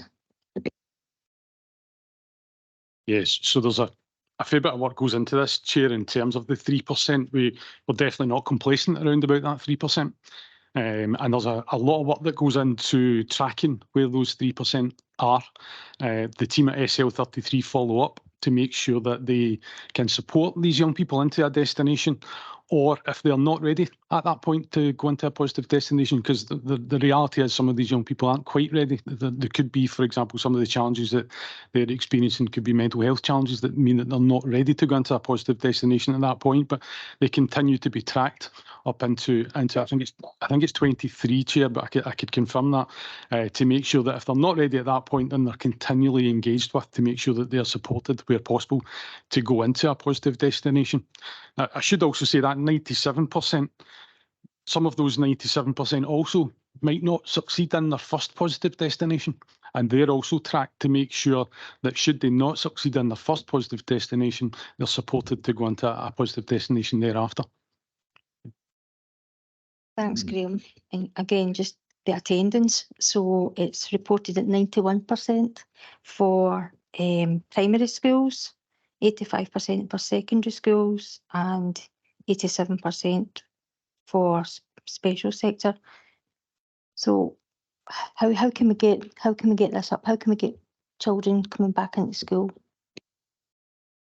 Yeah, thanks, Chair. So number of challenges coming through in attendance. So when we look at 91%, what that can mean is that children are attending school 4 days out of 5, for example. And how can we engage families to make sure that they're attending full 5 days? Similarly, the 85% in secondary school, that can be 3 days out of 5 attending, and that can have an impact thereafter on attainment figures, for example. We need to be realistic about the impact of attendance. What we are planning to do, we're currently coming to the end of our service improvement plan for the past 3 years, and attendance will be a focus on our service improvement plan for the next 3 years to work with and engage with families to make sure that we can improve attendance figures. Graham, does anybody have any questions or comments? Oh, Councillor Cogley.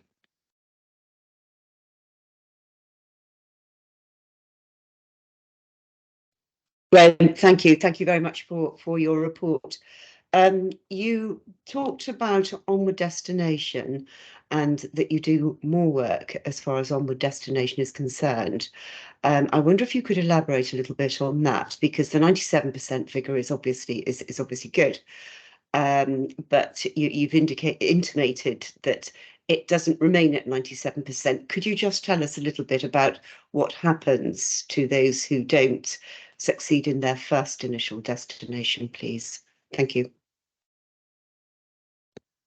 Thanks, Councillor Cogley. Yeah, so the team at SL33, along with other colleagues and partners, track young people. As I said, I think it's up to 23, I can confirm that, to track their destinations on an annual basis. And through that annual census, they are able to track whether that young person continues in a destination. If they don't continue in a destination, the team the team at SL33 work with colleagues and partners to engage with those young people at various points throughout each session to make sure they can try and support them into a destination. The work that goes on at SL33 is a good example of that, picking up any young people who might not have been able to sustain a destination, working with them to develop qualifications and skills to then support them back into a destination. And Graham, again, thank you very much for that update. And perhaps you could just tell us a little bit more about SL33 in terms of where the next centre is going to be. As you know, I'm very keen that we should proceed as quickly as possible with the opening of the SL33 in the Irvine Valley. Could you update us, please? Thank you. Thanks, Councillor Cogley. Yes, so the next SL33 equivalent is due to open after the October holidays in Cumnock area. We're looking forward to opening that. And thereafter, the focus will shift to opening a venue within the Irvine Valley. As it stands, Councillor Cogley, I don't have an actual date right now for the Irvine Valley opening because the focus just now is getting the resource opened in the Cumnock area. But thereafter, there will be a focus on moving to the Irvine Valley. Okay, Sally. Thank you very, yeah, thank you very much. Thank you. Eddie, did you want to come in? Just, I mean, Graham obviously told you the picture of what we do, you know, in terms of a follow-up. I mean, the detail that's got into is quite amazing. You know, like, so I was speaking to some of the team about a follow-up, and if they can't get folk, not only do they phone them, they go and chat their door. They work with Skills Development Scotland, and they will go to all sorts of lengths to actually find out what happens to these young folk. So it isn't just that we phone twice, you know, between 9 and 5, Monday to Friday, and we didn't get them, so we'll leave it. They're out there in the evenings actually charting doors and etc. and doing that. So they're quite lengths that we go to for that. In terms of the spread of SL33 model across East Ayrshire, clearly there have been previous reports that we speak about that. I think it's important to remember that SL33 is about skills and learning, you know, 33, and it's part of employability. And again, it's understanding the wider role of employability and within that what skills and learning is. So SL33 initially was very much that interface between our schools and employability, and it's a particular function, and it works alongside our wider employability. So when we look at what we deliver out of our Kilmarnock centre, what we're spreading down to Cumnock, it's that focus on the team around skills and learning as well as employability. So when we look to the rollout, both within the valley and what we could do down in Doon, it's about how there's a full offer and people are absolutely clear about what that offer can be in these areas for that, because it's clear the impact, the positive impact that has in some young people. Thanks, Eddie. So, Graham, can I just ask, see on page 32, it's the school counselling annual report. Anxiety amongst our young people is quite high, and that's obviously the reason why they're seeking counselling support. But in particular, our primary school children, do we have any understanding as to why it's so high? Yeah, thanks, Chair. Quite often the the descriptors are very much that. They're a descriptor for a referral. So a behaviour might be displaying in a certain way for a child or young person, but when explored further, there can be underlying reasons why it's been displayed as anxiety, anger, or whatever it might be. It can be issues or concerns around about well-being, mental health, rather than a cause itself in terms of anger or anxiety.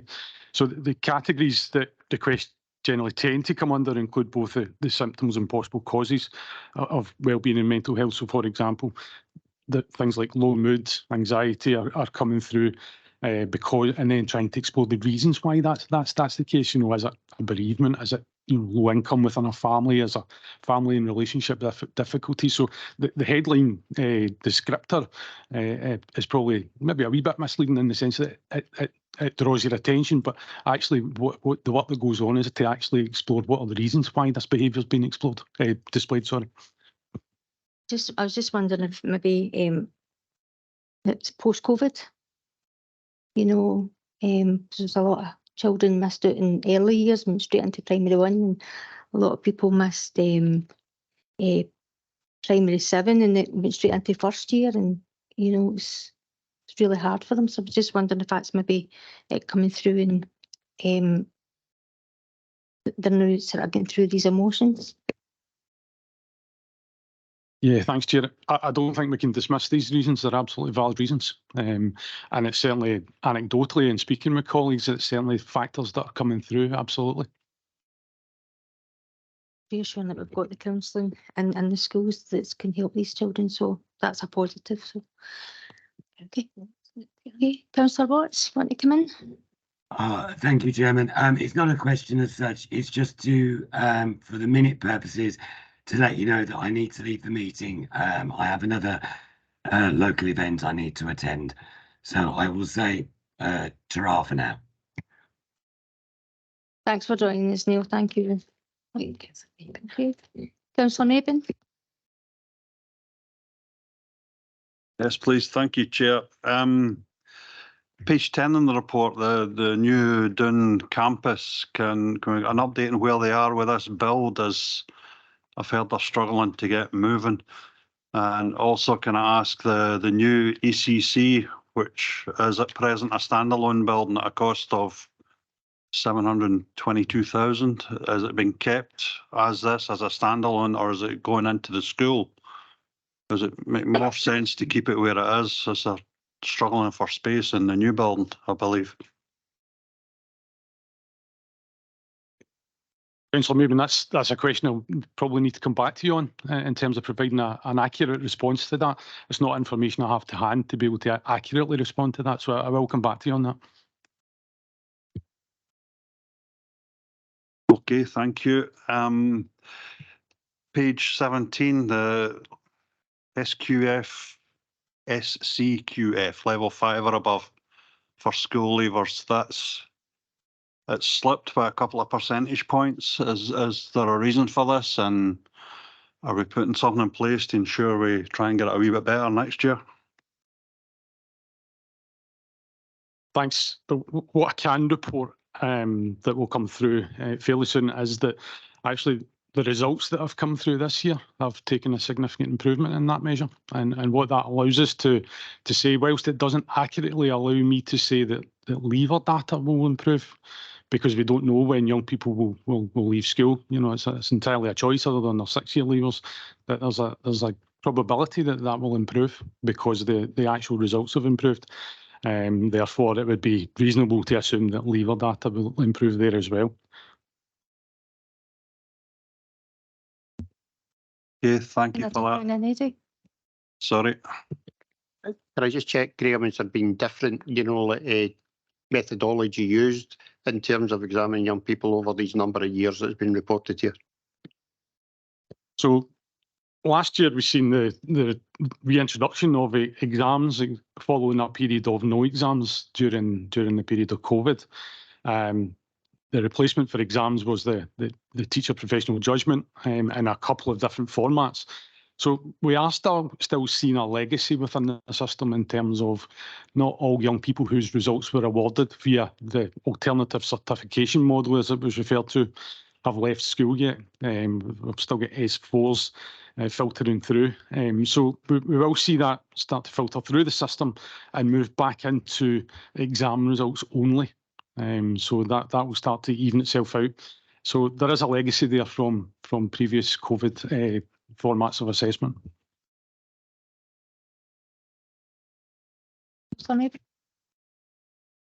Thank you again, Chair. Section 2, it's page 164 in the council reports. Page 20, I think, in your education report. Closing the attainment gap. Pupil equity fund. There's quite a bit there. I mean, does the pupil equity fund, some schools are using it for extra teaching support, so how do we assess the impact in the schools against the attainment? How effective has the PEF funding been? How do we measure it? And I'm also worried about when it will end, because I believe in a couple of years the PEF funding will stop. And would that then mean that attainment would drop because we don't have the pupil equity fund and support? Thank you. Yes, so thanks for the question. So the current commitment to pupil equity funding is up to 2026. Head teachers have been informed of their allocations up to 2026 and are working on that basis. You're right to say that considerable amount of funding has been used to employ not just teachers but support staff as well, classroom assistants and home link workers, for example, to be able to maximise impact within schools. So yeah, there is a significant amount of funding being utilised. I think as I reported through the report, what we are seeing is that impact on the attainment figures in primary literacy and numeracy. There's absolutely no doubt that some of the work that's going on, referenced home link workers, that is supporting the highest positive destinations figures as well. So absolutely we can demonstrate impact through the utilisation of PEF, but the commitment we've got just now is it's up to 2026. Okay, thanks, Graham. Anything else, Peter? Well, I don't know if one of the senior officers want to come in. I would be worried about the withdrawal of PEF and how that's going to hit attainment in 2 or 3 years from now. Joe? So PEF's been on the go for a few years now. It's a rather unusual allocation in that it's allocated directed to head teachers and has a her management team to use, and that allocation comes in each year. There's been head teachers have been provided with details of their PEF allocation, draft allocation through to 2026. I'm not sure that's maybe caused a bit of concern or confusion. Certainly from where I am and from discussions I've had with the Director of Finance and at COSLA, we have no information that pupil equity fund will stop after 2026. I'm very minded, however, that as part of the agreements between COSLA, local government and Scottish Government through the Very House Agreement and the move to remove ring fencing and the move to standardise funding arrangements, that something may happen in those funds in that way, but no indication of that taking place either. So at this point in time, I'm content to say that, as far as I'm aware, that pupil equity fund will continue. Eddie? I think as well, sometimes the PEF gets confused with the SAC funding, the Scottish Attainment Challenge funding, that previously there were only 9 local authorities getting that and now all 32 are getting that. And us being one of the 9 that was getting it, we are seeing a significant reduction in the resource available, and therefore the additional resources that were identified at some of the schools most in need are actually being reduced, at this time. Councillor Hogg? Thank you. I'm just going back to the mental wellbeing aspect. I know with our CAMS referrals, we're slipping from our 26 weeks beyond that. We're also slipping with educational psychology. It's supposed to be 18 weeks and there is a slip there. I'm just wondering about counselling services. What is the time from a referral to the child being seen? And do we have any other brief interventions for children in the interim period before they are seen? Thank you. Thanks, Chair. I have Nicola Stewart is here, who's the Principal Educational Psychologist, who will be able to provide a detailed response to that. So I'll hand over to Nicola. Thanks, Nicola. Hi, everyone. Thanks, Chair. Hi, Councillor Hogg. Yeah, just in terms of a wee bit of your question, I think you've made reference obviously to kind of waiting times around different agencies and services, and you mentioned educational psychology. That wouldn't, I thinking that might be clinical psychology in there. And obviously I'm here obviously as principal educational psychologist, where within education we actually don't have a kind of waiting list or time scenario, just because we deliver a very different service.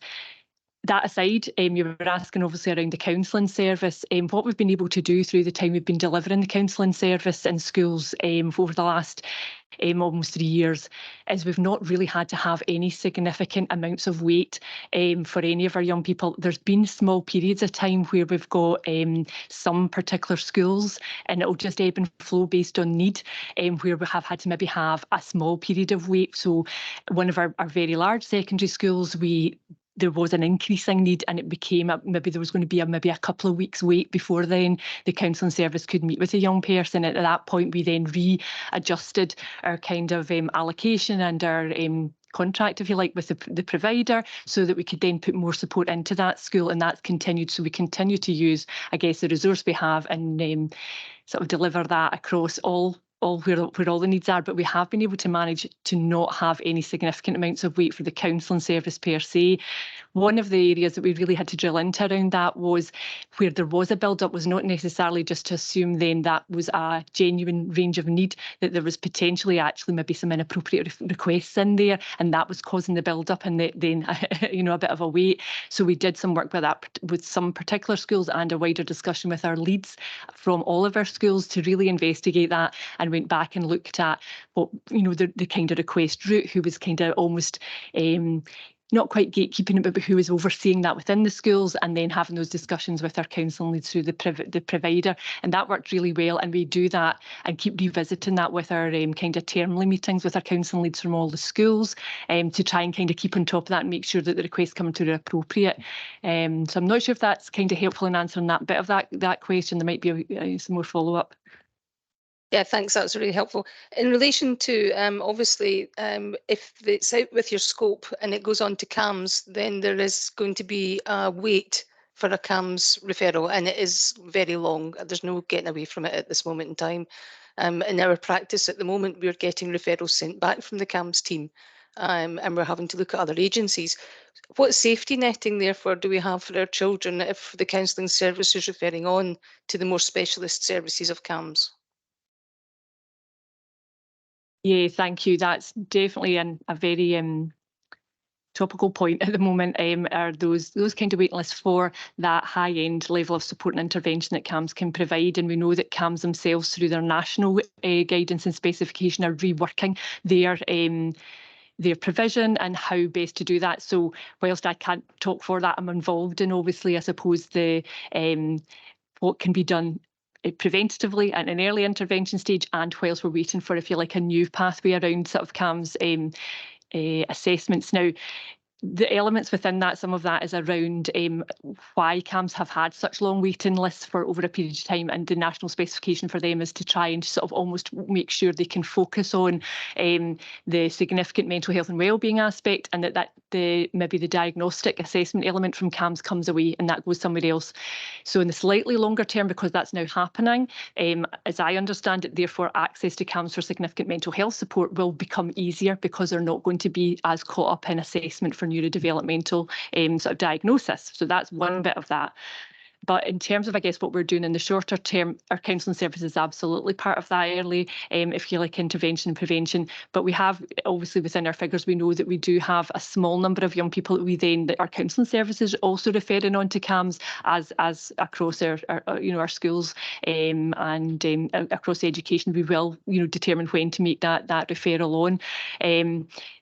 I guess the wider supports can be around that, the family and supporting families with their wider needs. So we have our third sector sort of organisations that we're in partnership with. So Children's First has made a significant impact into supporting our families with their wellbeing and supporting our children and young people. And again, that's accessed at a much earlier stage and isn't, requiring maybe quite such big weights.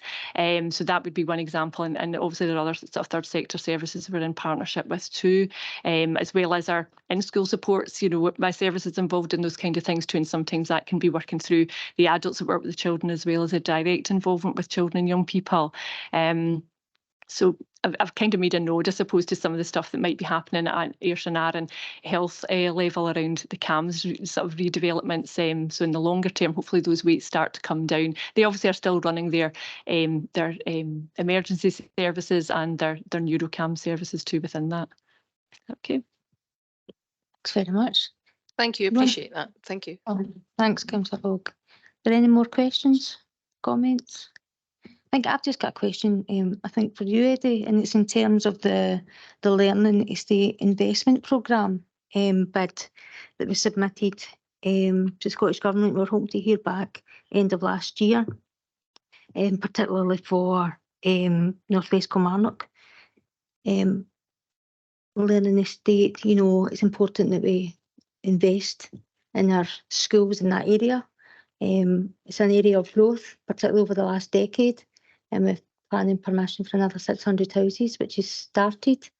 I'm just wondering, have we heard back? Do we know what's happening? Is somebody lobbying that we get that money? Because we really need that investment. And I know that there's other issues, wider issues involving RAC in other areas. But I think, given an area of growth in Kilmarnock, and we really need that investment for our schools there, I think it's really important that we get that money. And if we can lobby to get it, then that would be good. Thanks, Chair. As late as yesterday at corporate management team, we were having this discussion, and as you know, Andrew Kennedy leads in this area, and him with colleagues across the country, again, are pressing, to get an answer. To be honest, it's important for us that we get an answer, even if the answer's no, so that we can actually do, planning and going forward. But we're now a year on since we anticipated getting an answer around this, and we don't have that. So it was something that corporate management team raised again yesterday, and then understanding that, within that scope our reports in terms of the capital programme is where that whole, range of discussions that Councillor Mabin raised earlier in terms of Doon, in terms of discussions we've had in terms of Stewarton, in terms of areas of growth. So we've got a number of different areas in terms of where the school estate needs considered within the capital programme, and actually understanding the resource we have available for that is an important consideration for the council to take. Thanks, Eddie. Councillor Richardson. Aye, Lillian, thanks, Chair. Just a couple of wee things about the learning estate, specifically because it's my ward, North West. I'd agree with yourself and Eddie. I've thought for a while now that, with money being so tight at local level, Scottish Government level, UK level, you name it, nobody seems to have any money just now. So I've thought for a while now that no news was good news, because I thought, well, Scottish Government have realised it's a really good application, but money's tight, so they must be sitting on it trying to cobble together the funds for somewhere. But now it's went on so long now that I'm of the opinion it's better that if it's going to be a no, that we know it's a no. So I would agree with that now, because it's went on too long. Secondly, though, some good news. Myself and Councillor Cowan attended the Hillhead Primary School Parents' Council just last week before, and Hillhead Primary School, two major issues come out of that as councillors for us. They'd been waiting on repairs to the rear exit at the primary school for a good while. The rear exit was blocked off because the flat roof had been letting in water. Stuff had fell down, so there was debris blocking the rear exit. The wall was all damp. And the actual inside door, the wooden frame was rotted right through. So got straight on to officers about that, and the repairs have already been. The money's in place. The repairs are going to get done as soon as I think the school closes, and they're about to close. I think it's another week before they close. So once the school's closed, those repairs will be done, which was excellent. Officers acted really quickly in that. Second thing is, there's been really good investment at the front of the school in a new zebra crossing. But at the back of the school, there's also a zebra crossing where the white lines are nearly completely eroded just through wear and tear. Again, there was a wee bit of to and fro initially by email, because would this come out of ARA's budget? Would it come out of education's budget? Would it come out of housing's budget? Because the land seemingly. But anyway, unbeknown to me, there's a joint budget where so the funds again were found by officers really quickly, and the white lines on the zebra crossing at the back of Hillhead again are going to be repainted, and I think that's getting done next week. So it's just to say that when we're asked as a council to get repairs done by teachers and parents, the response has always been, again, my experience of Vaughan Thank Primary School asking for repairs to be done, and very recently Hillhead Primary School repairs to be done. The response from East Ayrshire officers is always very prompt, and the work gets done pretty quickly. So it was just to mention that. But obviously it would be great if we could get the word through either way from Scottish Government on the new Northwest campus. Thanks, Councillor Richardson. Okay, folks, if there's no other questions, Councillor Mabin, and then that'll be the last question. It's not even a question. It's a compliment. It's the HomeLink team. Can you pass back my compliments and my thanks to the HomeLink workers over the 6-week summer holiday when the schools were off. I went out and attended some of the eye lunches, and I was also at Above Adventure, and they had me climbing a wall and all carry on. Yeah. But the HomeLink workers are doing a great job. It was lovely to meet them. We had walking tours with a history person telling us all about the Howard Park and the Ladies' Walk. So they were there from Shortleys Primary and from Whiteriggs Primary, and I went with my wife, and we up at Auchinleck. Is it Victory Park, Auchinleck? I think that might be wrong. But we met HomeLink workers up there for Auchinleck Primary as well. We didn't even know what an eye lunch was to start with, but it was lovely to meet them. They gave us a bit of education and knowledge, and I wish more families had engaged with them at that point. They were turning up to help families and getting a lunch and playing games and stuff and engaging with the kids. But there wasn't enough families engaging with them. Some of them were turning up and there was only 2 families there on one occasion. I wish more families had took the opportunity to take it up. But well done to the HomeLink workers team. They're doing great work. Thank you. Final point. Final point, Okay. Alan. It's only because this goes out. There's been a couple of things, because it was something you mentioned about Northwest, and you're absolutely right. The North Kilmarnock is growing and there's new houses going in all the time. There's been comment online about the local primary schools being bursting at the seams. Now, that's not technically true, because the headmaster at Hillhead assures me that Hillhead Primary School has plenty of room for pupils. Now, it's something that came to light during the parent council meeting that, and this is terrible, and I hope that this stops, but seemingly sales staff in these new build developments are telling prospective buyers of houses in the Northwest, your child doesn't have to go to Hillhead, that terrible primary school. If you put in basically a request to East Ayrshire Council, they'll basically allow your child to go to any other primary school. Now, to me, having been in Hillhead Primary School a couple of times now, it's a cracking wee school.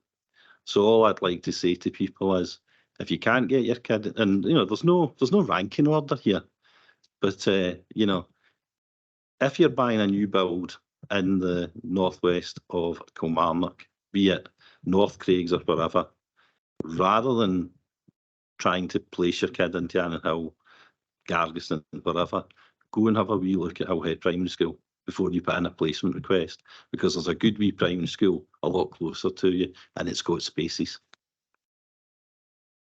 Thanks, Councillor Richardson. Okay, folks, if there's no other questions or comments, we agree the paper report. Thank you very much. Thank you very much, Graham. Okay, so we'll go on to the Gargison Primary School and Early Childhood Centre HMIE inspection. We've got Mrs. McKee. So is Graham going to introduce it? Thank you. Thanks, Chair. Just before I go into this paper, can I just confirm that tracking of young people goes up to 24? I had mentioned 23, but it goes up to 24. I've just had that confirmed. Okay, so thanks, Chair. So this is the inspection report for Gargeston Primary School and Early Childhood Centre. And as you said, Chair, we're joined this morning by Julie McKee, who is the head teacher at Gargeston Primary and ECC. Julie's been the head there for a period of around 5 years. So the purpose of the report is to present the outcome of the HMIE inspection of Gargeston Primary School and Early Childhood Centre to Governance and Scrutiny Committee. The recommendations are detailed in paragraph 2. Paragraphs 3 to 8 provide background information to explain the aims of HMIE inspections. I'd like to highlight paragraphs 7 and 8. Paragraph 7 lists 2 of the inspection models that are used in school inspections.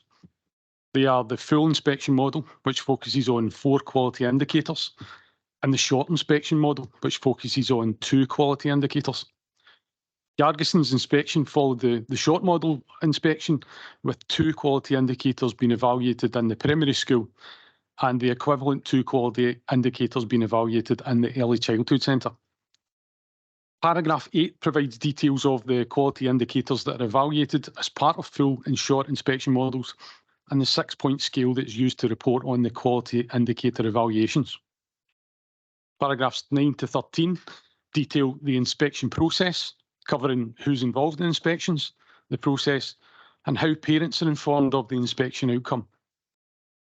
Paragraphs 14 to 17 detail the inspection findings and the next steps, and a summary of these includes that the quality indicator evaluations are detailed in paragraph 15.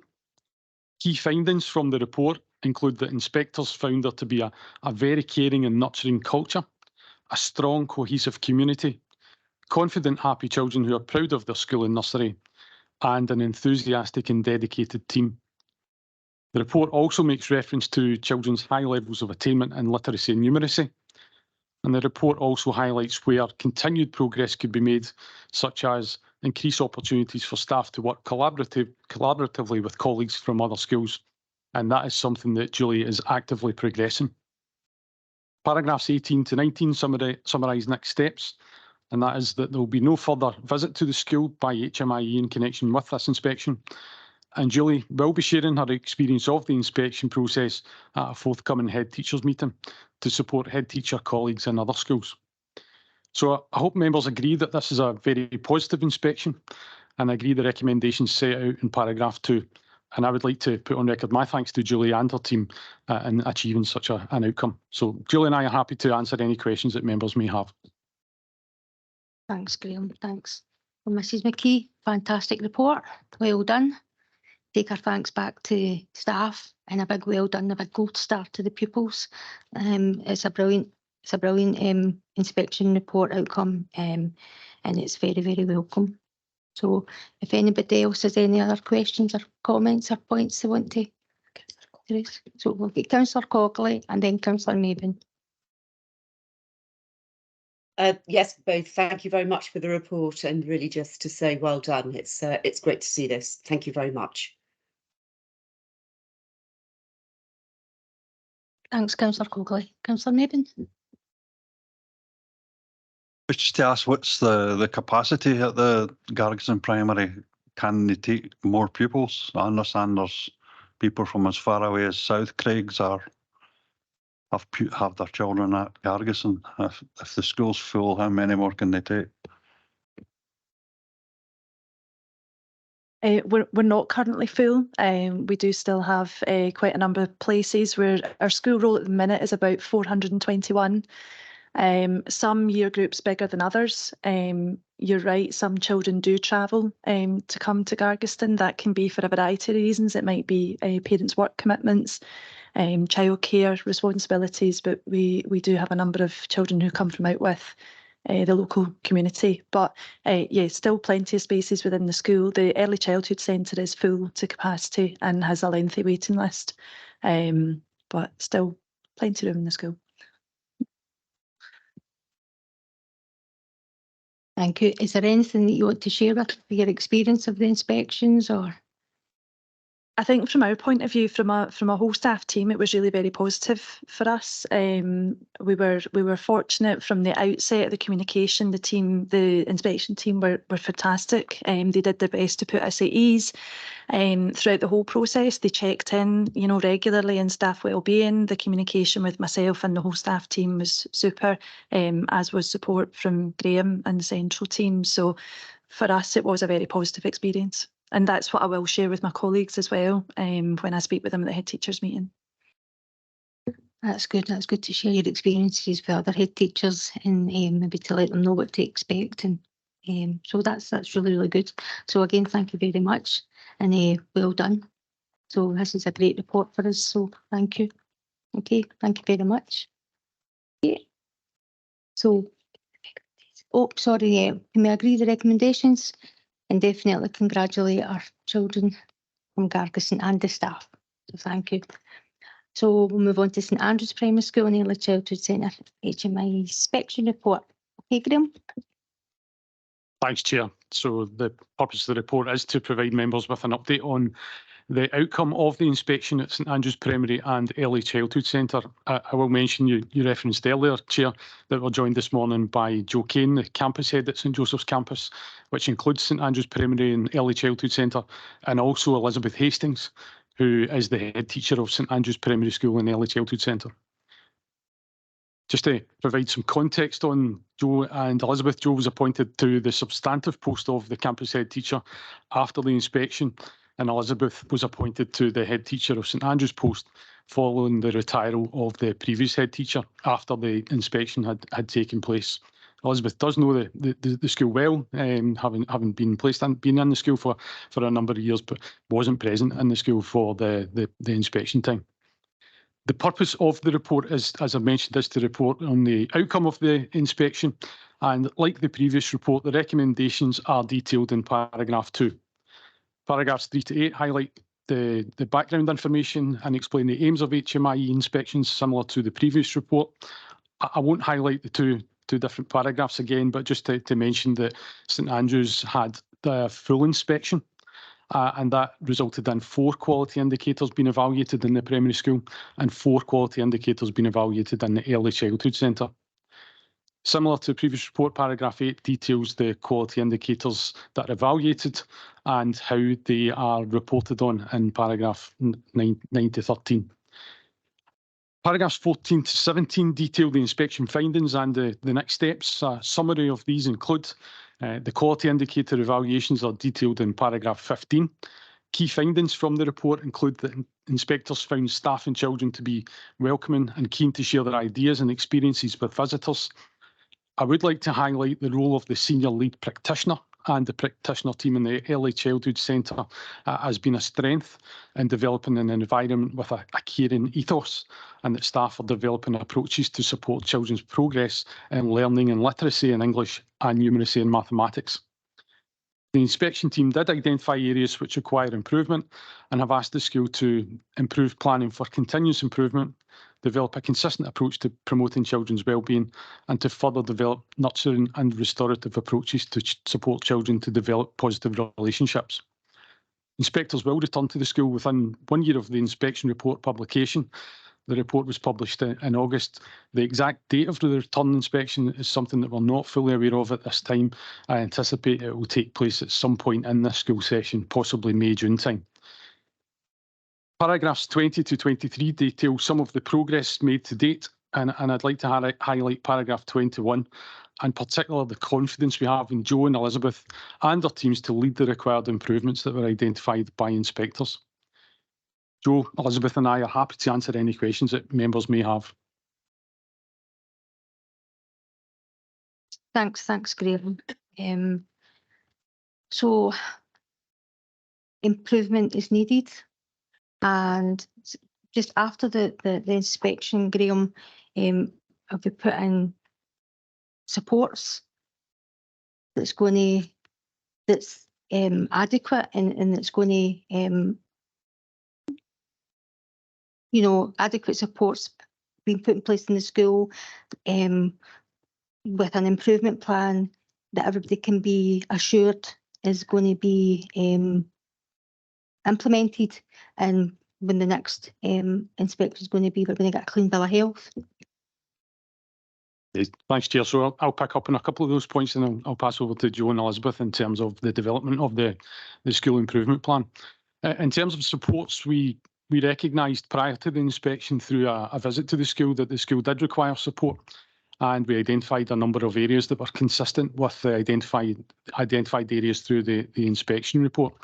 So that ongoing support is in place. We have, for example, a seconded head teacher at present who's leading our quality improvement visits to primary schools, and he is actively engaged with the school, is always available to support the school in terms of taking forward the areas identified within the report. There are a couple of areas identified within the report, and I touched on one of them in terms of the appointments to leadership positions within the school, and they are being progressed too. And what I'll do at this point is hand over to Jo and Elizabeth in terms of the development of the school improvement plan. Thanks, Graham. Thank you. Hello there. Hello there.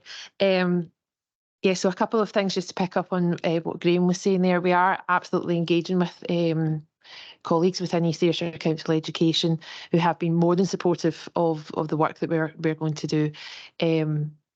Not just this year, but moving forward. And what we are keen to show when Education Scotland return to us is that, yes, we've improved and we have a continuous agenda for improvement moving forward, not just this academic session, but into the future as well.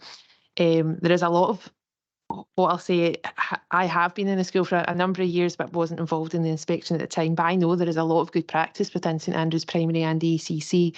But what we weren't able to do was evidence that practice through our data gathering and a number of other measures.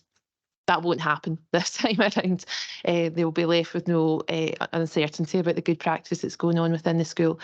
From all levels, whether that's pupils, whether that's staff and parents.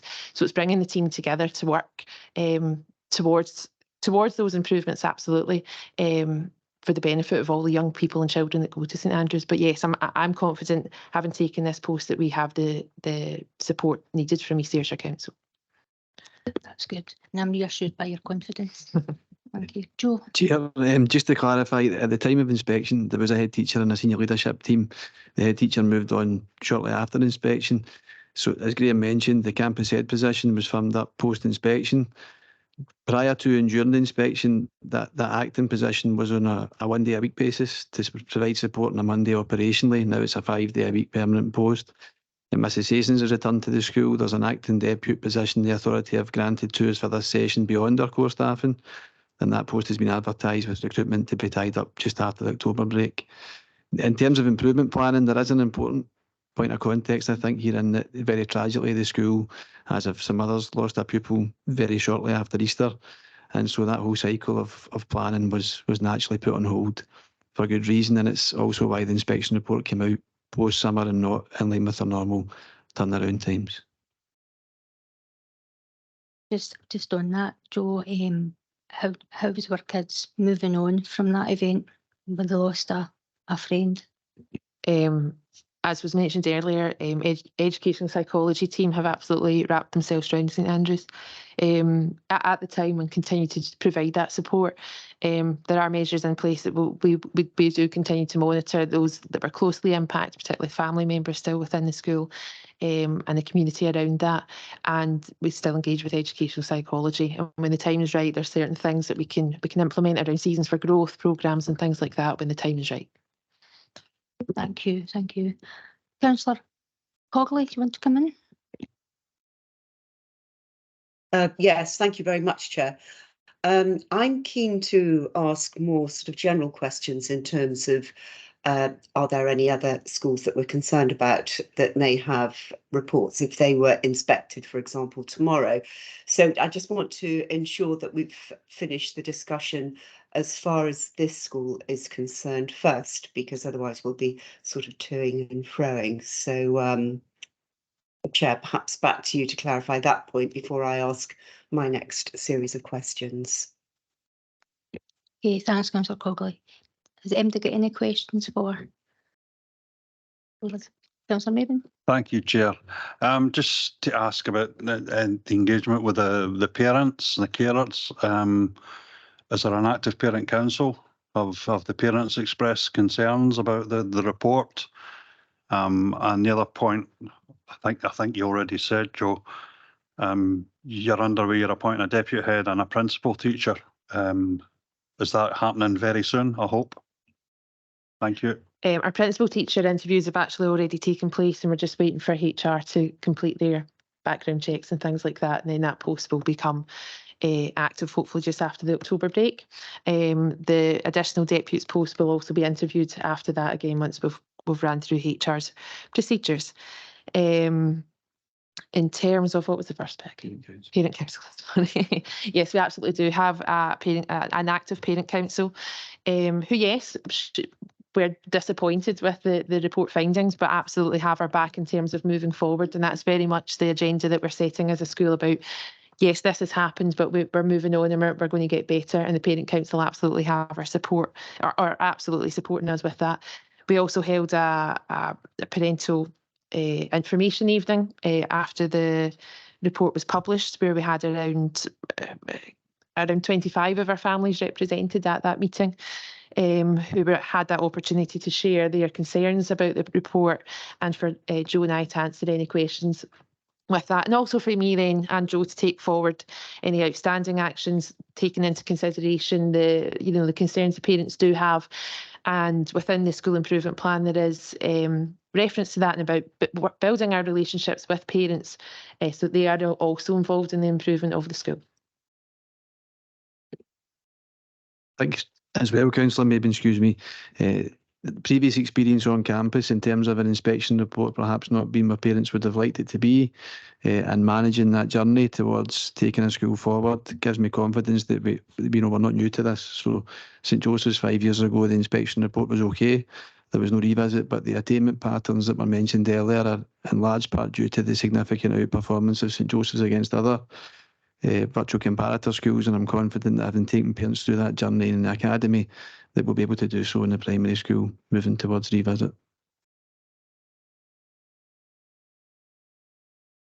Thank you for that answer, and I wish you the best of luck in the future. You've a big job in front of you. Indeed, the committee wishes you all the best, and we know when you come back, the inspection will have been much improved, and there'll be a big gold star waiting for you as well. So thank you. So, Councillor Cogley, do you want to come back in then with your general question? Yes, thank you. When I was first on governance and scrutiny, which is now going back more than 6 years, inspections that we were, should I say, less than happy about were not uncommon. And I suspect this is why this one has come perhaps as slightly more of a shock to those of us sitting on this committee. What I would be interested in knowing is what have we put in place to prevent these sorts of less than satisfactory inspections happening again? And do we have other schools that we're concerned about? So, Graham, perhaps you could answer that, please, and then I'll come back in. Thank you. I think, though, there'll be no names of schools at this point, Councillor Cogley. No, I wasn't suggesting that any schools, whatever, should be named, because that isn't good. But just in terms of what is the process that we have in place to ensure that well, would we be happy for any of our schools to be inspected tomorrow? And we should be happy for any of them to be inspected tomorrow. So what have we put in place to make sure that we are confident that our schools would perform satisfactorily? But I assure you, I do not wish to have any names. Thank you. Thanks, Councillor Cogley. Liam. Thanks, Chair. Thanks, Councillor Cogley. Yeah, Councillor Cogley had touched on a previous response in terms of our visits to schools, and we did recognise following that period of inspections that you referred to, there was a need to strengthen quality assurance procedures and to identify the earliest possible opportunity if there were schools experiencing challenges, and that would likely to come through in an inspection. It's also important that we share highly effective practice, like we've already touched on through the Gargaston report, and provide opportunities for head teachers to work collaboratively. So on that basis, we introduced what we refer to as learning visits last year, Learning visits are led by a primary head teacher who's been seconded to a quality improvement post within the central education team. And the visit involves central officers, primary head teachers and appropriate partners, such as our Education Scotland Attainment Advisor, visiting each school for 2 days to validate the school's own self-evaluation. So the head teacher and leadership team of the school are asked to share a position statement. What are the strengths in the school at that time? What are the opportunities for further improvement? They share them with the team, and the team then triangulate that by observing lessons, meeting with focus groups of pupils, teachers, support staff and parents. And feedback is provided after those 2 days. And where it's required, follow-up visits are scheduled to follow up on any action points that the school is asked to focus on. Throughout last session, 11 visits took place to primary schools. St Andrews was visited last session. We were aware of the position in the school prior to the inspection. The outcome of the inspection wasn't a surprise because we had these visits in place. This school session, we have scheduled 23 visits to take place to primary schools. 5 have taken place already. A significant part of the learning visits process is the involvement of head teachers. By the end of this school session, every primary head teacher will have been involved in visiting at least one other primary school. Elizabeth was out visiting another primary school recently as part of a visit. So head teachers can learn from practice that they're observing in other schools, or alternatively, they can support the other school with any aspects that they are finding challenging. What this is contributing to is the development of collaborative networks across schools, and that will continue to develop over time. So hopefully that helps, Councillor Cogley. Yes, thank you very much. That's very interesting because sounds to me as though we're inputting our own almost informal HMIE process across our primary school, so that we know what's happening in advance. And I think that's that kind of early intervention is fantastic. Thank you very much, Graham. Thank you. I would agree with you, Councillor Cogley. I think that's a good process and a good sort of assessment of your schools to see what you're doing well and what you're not doing well, and so that's really good. Okay, folks, so if we could agree the recommendations. Okay, thank you very much. Thank you. So our education colleagues can leave if they wish, go back to their schools. Thank you. Comfort break. Yep. So will we take a 10-minute comfort break? Yeah, thank you very much. Thank you.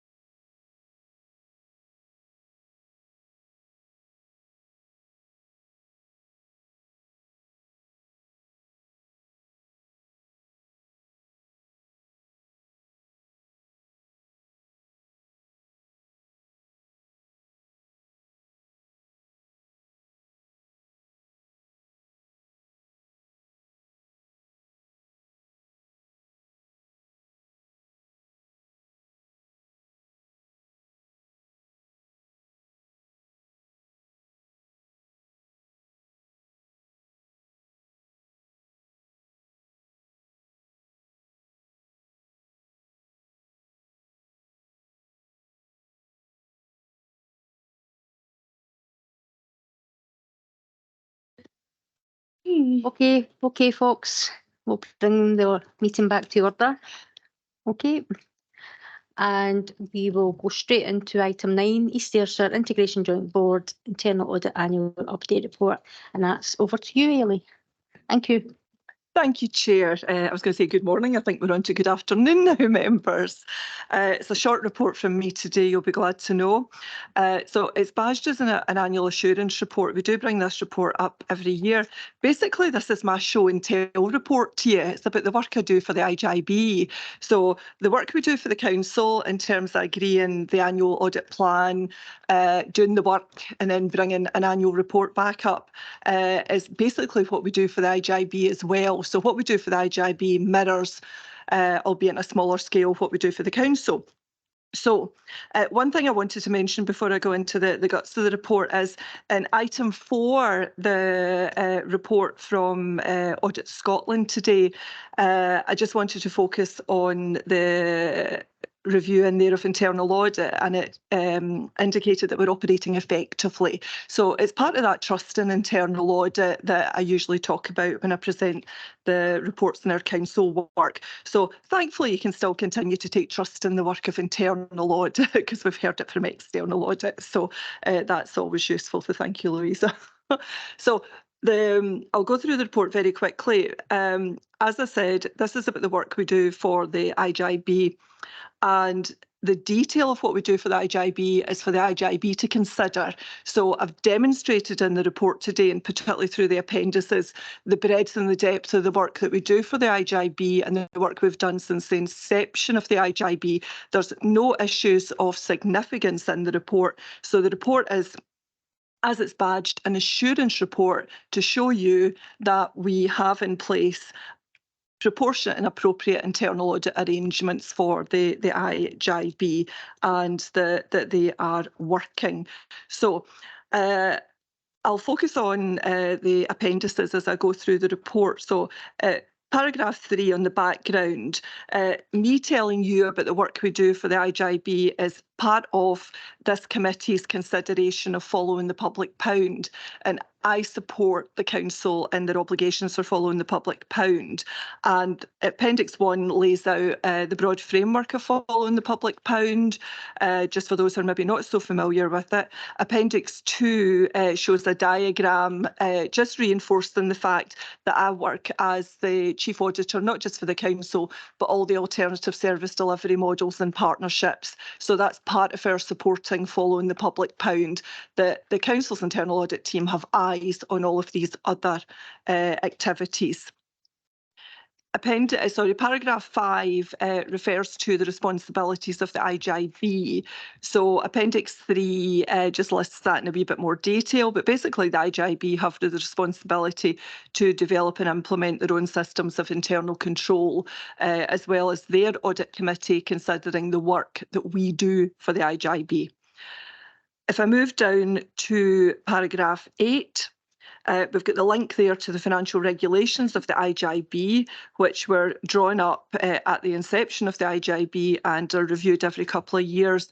They were largely influenced by national guidance, and that national guidance required a certain role for internal audit and also sharing of outputs of internal audit for the IGIB. So that's part of what's lying behind you getting this report today. There was a national desire for work that's done for the IGIB to be shared with council audit committees. If I move down, paragraph 11 talks about the public access to the IGIB audit committee papers and the links there to those papers. They've only been public since 2019. We had some challenges when we started working with IGIB because the cultures in council and NHS across the country were very, very different. NHS put very few papers out in public, particularly around the audit world. So for the IGIB, following an external audit recommendation, all the IGIB audit committee papers are now public, and you can access all of those papers. And you can also access the detailed reports, and that's laid out in paragraphs 12 and following. All the detailed internal audit reports we do for the IGIB, you can actually access them through two places. They're placed on your councillor's notice board, but they're also placed on the Community Planning Partnership portal, which allows the full IGIB membership to access them. So members in this council have got access to both. If I move on, paragraph 16 talks about the annual report and opinion that I produced for the IGIB for 22-23. So that was heard by their audit committee on 1st of August. I've continued to give them an annual opinion of reasonable assurance, as I also did for the council for 22-23. And Appendix 4 shows the detailed work, a summary of the detailed work. Does that make sense? A summary of the work that we did for the IGIB, which informed that annual opinion. But again, that detailed work that we did and is demonstrated in Appendix 4 is for the IGIB Audit Committee to consider, and they have considered that. So it's for you for information, for me to demonstrate that work that we do for the IGIB to provide assurance.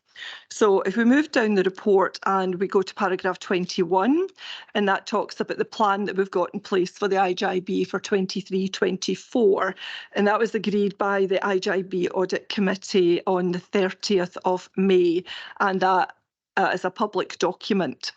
And what I've added into this report for members for ease of reference is you can access that full report at the link there, but I've taken snippets of that report for your information.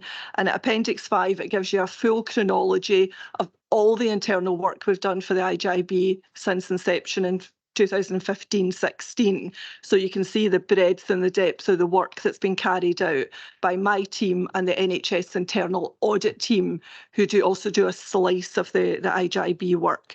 So again, to provide assurance, again, the detail of that work is considered by the IGIB Audit Committee. And the plan for 23-24 is laid out at Appendix 6. That was the plan that was agreed by the IGIB on the 30th of May.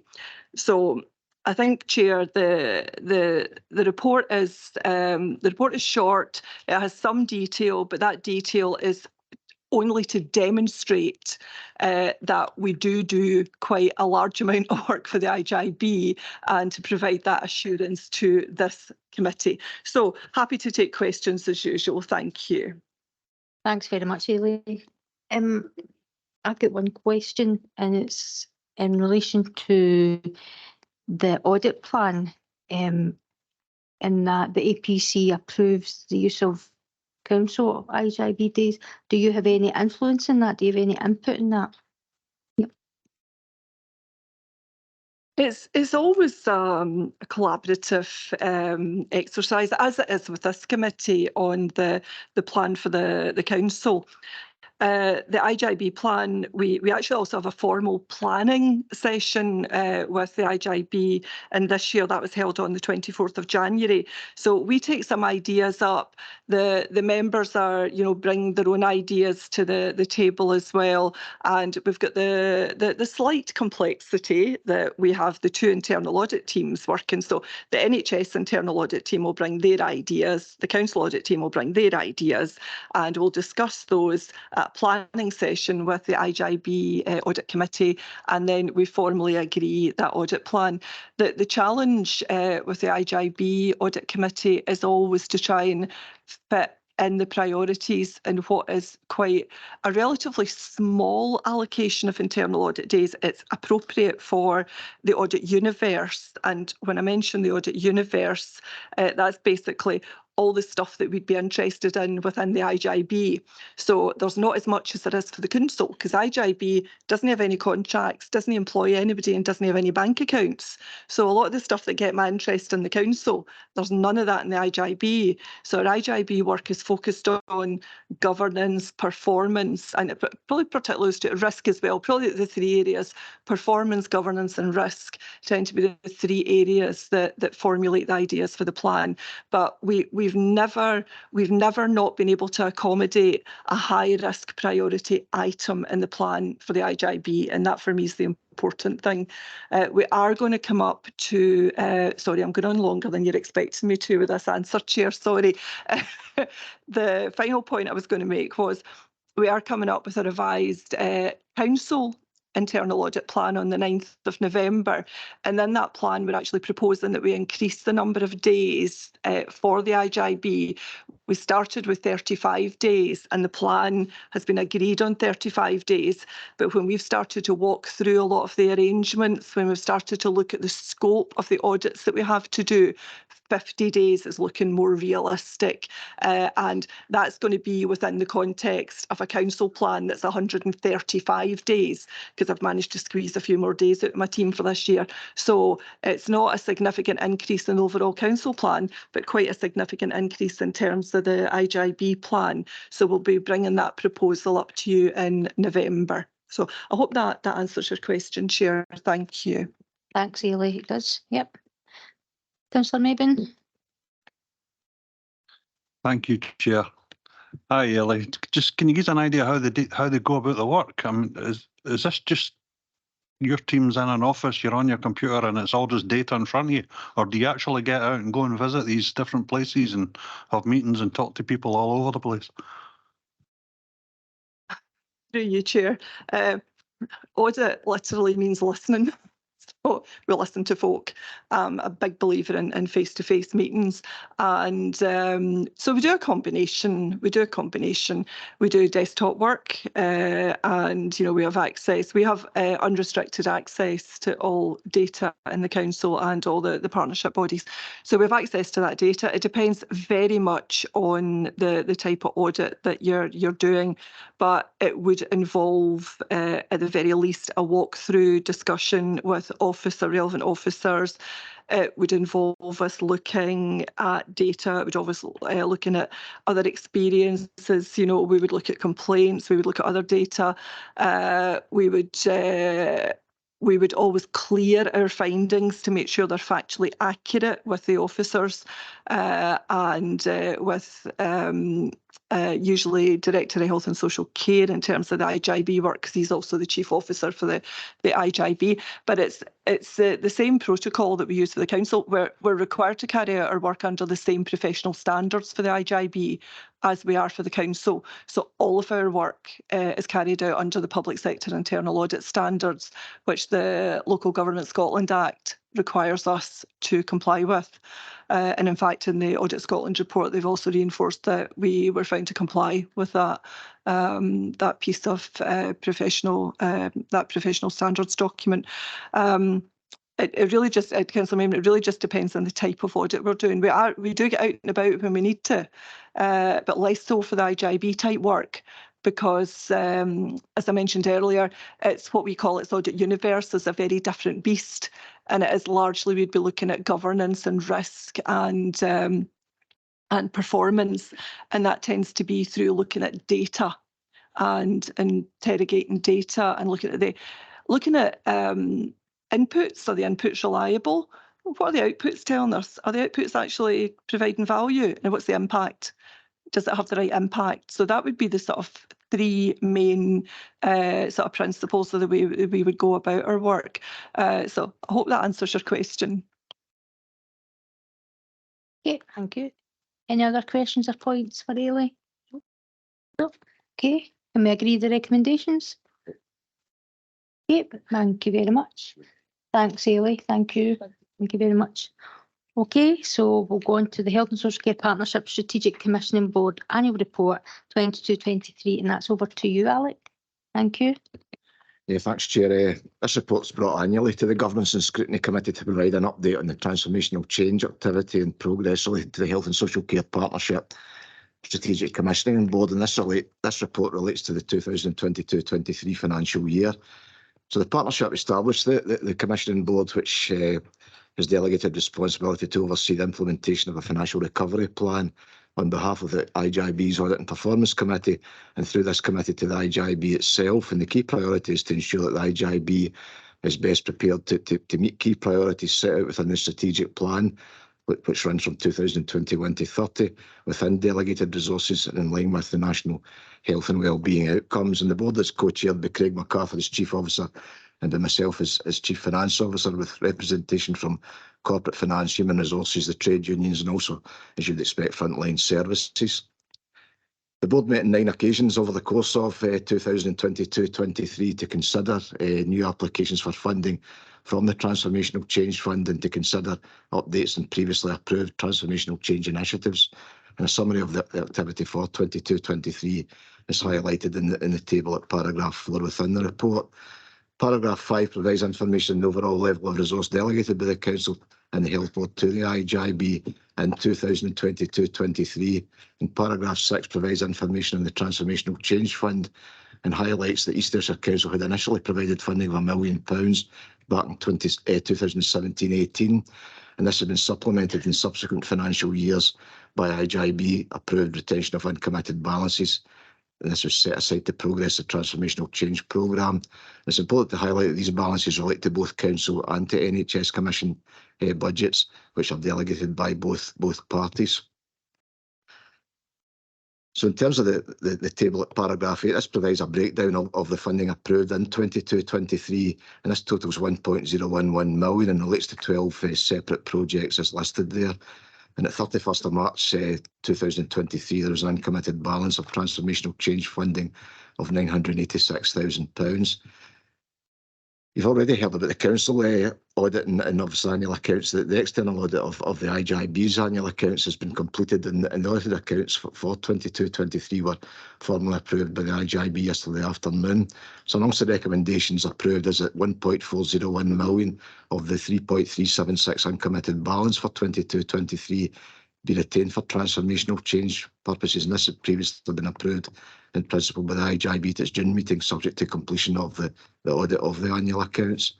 So further work's been undertaken in the current year to establish and evaluate the impact and redesign of services to mitigate pressures as part of the transformation work already been taken forward through the board. And financial sustainability has been highlighted as a key risk for the IGIB as part of the external audit of the 22-23 accounts. And this is obviously evidenced by budget pressures that we're seeing for the current financial year. So the Transformational Change Programme will be a key component and is a key component of the financial recovery plan to ensure financial balance going forward. So as in previous reports to Governance and Scrutiny, the report provides information on a few specific initiatives taken forward through the board at paragraphs 9 to 34. And one of these is related to staffing, another related to IT, and that's alongside the summary of the 8 best value service reviews progressed over the course of 22-23, with specific information related to the Older People's Daycare Services Review. So further work has been undertaken in the current year to establish and evaluate the impact and redesign of services to mitigate pressures as part of the transformation work being taken forward through the board. And financial sustainability having been highlighted as a key risk for the IGIB, that this is obviously something we're going to be focusing on very much in the current financial year. So that work is continuing. Paragraph 29 highlights that the annual budget report approved by the IGIB in March 23 noted the programme of budget transformation and service reconfiguration being taken forward through the Commissioning Board. This includes management action to achieve financial balance going forward. And the next iteration of best value service reviews is being designed to ensure this process is cross-cutting and also supports transformation and reconfiguration of services as part of the financial recovery plan. Paragraph 35 highlights that the Commission Board receives regular reports from all services detailing their specific savings proposals to support the implementation of the 2022-23 budget and delivery of the necessary cash release and efficiency savings, and this process is continuing in the current year. Finally, the recommendations are as highlighted at paragraph 2 of the report.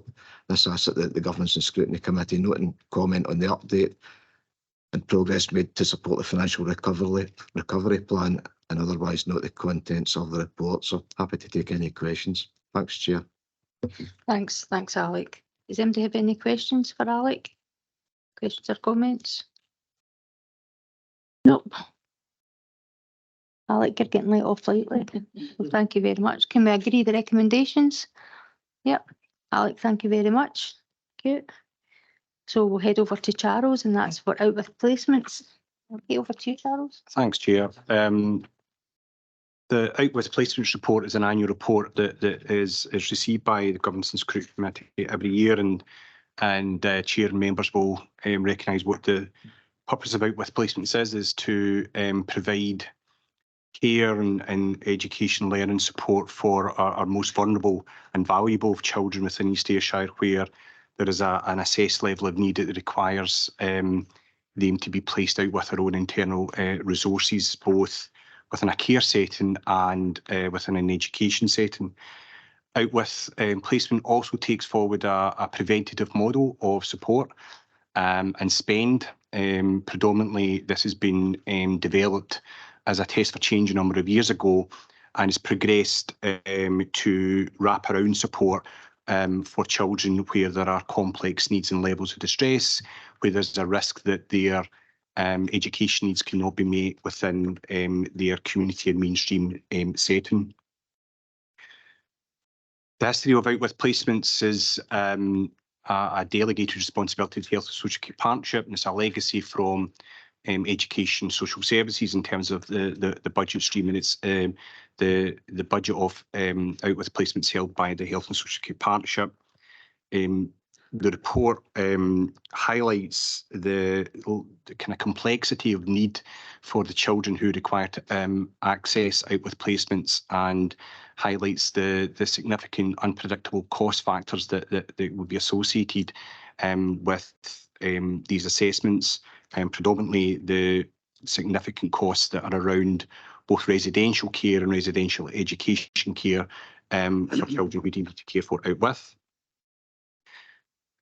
The report, just under paragraph 10, will provide a sort of trend analysis for placements for children as of 2022-23, as of March. You'll see from that trend that there is an increase within the requirement for residential care. There is also an increase for children requiring day education care. And that's been reflective of quite a challenging landscape for some of our more vulnerable children in East Ayrshire, where there is a number of needs that have been identified over the last number of years, partly due to a kind of COVID legacy, partly because of the pressures that families are facing within communities, with a family breakdown be noted within that. The oversight for the Out with Placements screening group provides a sort of monthly screening and scrutiny of all placements and placements requests that are made by predominantly social work and education. It's a multi-agency group, and as the report highlights, we have a best value philosophy within that, predominantly to ensure that our children get best value in terms of the plans, but additionally that the council gets best value in terms of the investment that is made within that.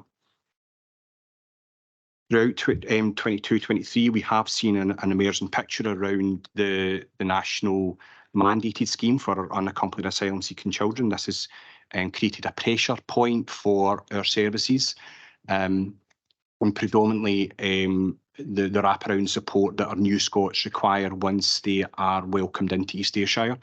There's some detail there within the report about the model of support that we've taken forward. It's an area of great pride, given we were one of the first local authorities in Scotland to have a voluntary scheme. However, given this is now a mandated scheme from the Home Office, this has become more unpredictable in terms of the nature of how we would necessarily place an under 16 within a formal care setting. We have noticed within the last 12 months, 18 months, a high number of challenges within our communities. This has been referenced earlier on within committee today. children and young people who experience harm in the communities themselves, but also who are presenting harm themselves in a number of different contextual scenarios and situations, which includes being come in conflict with the law.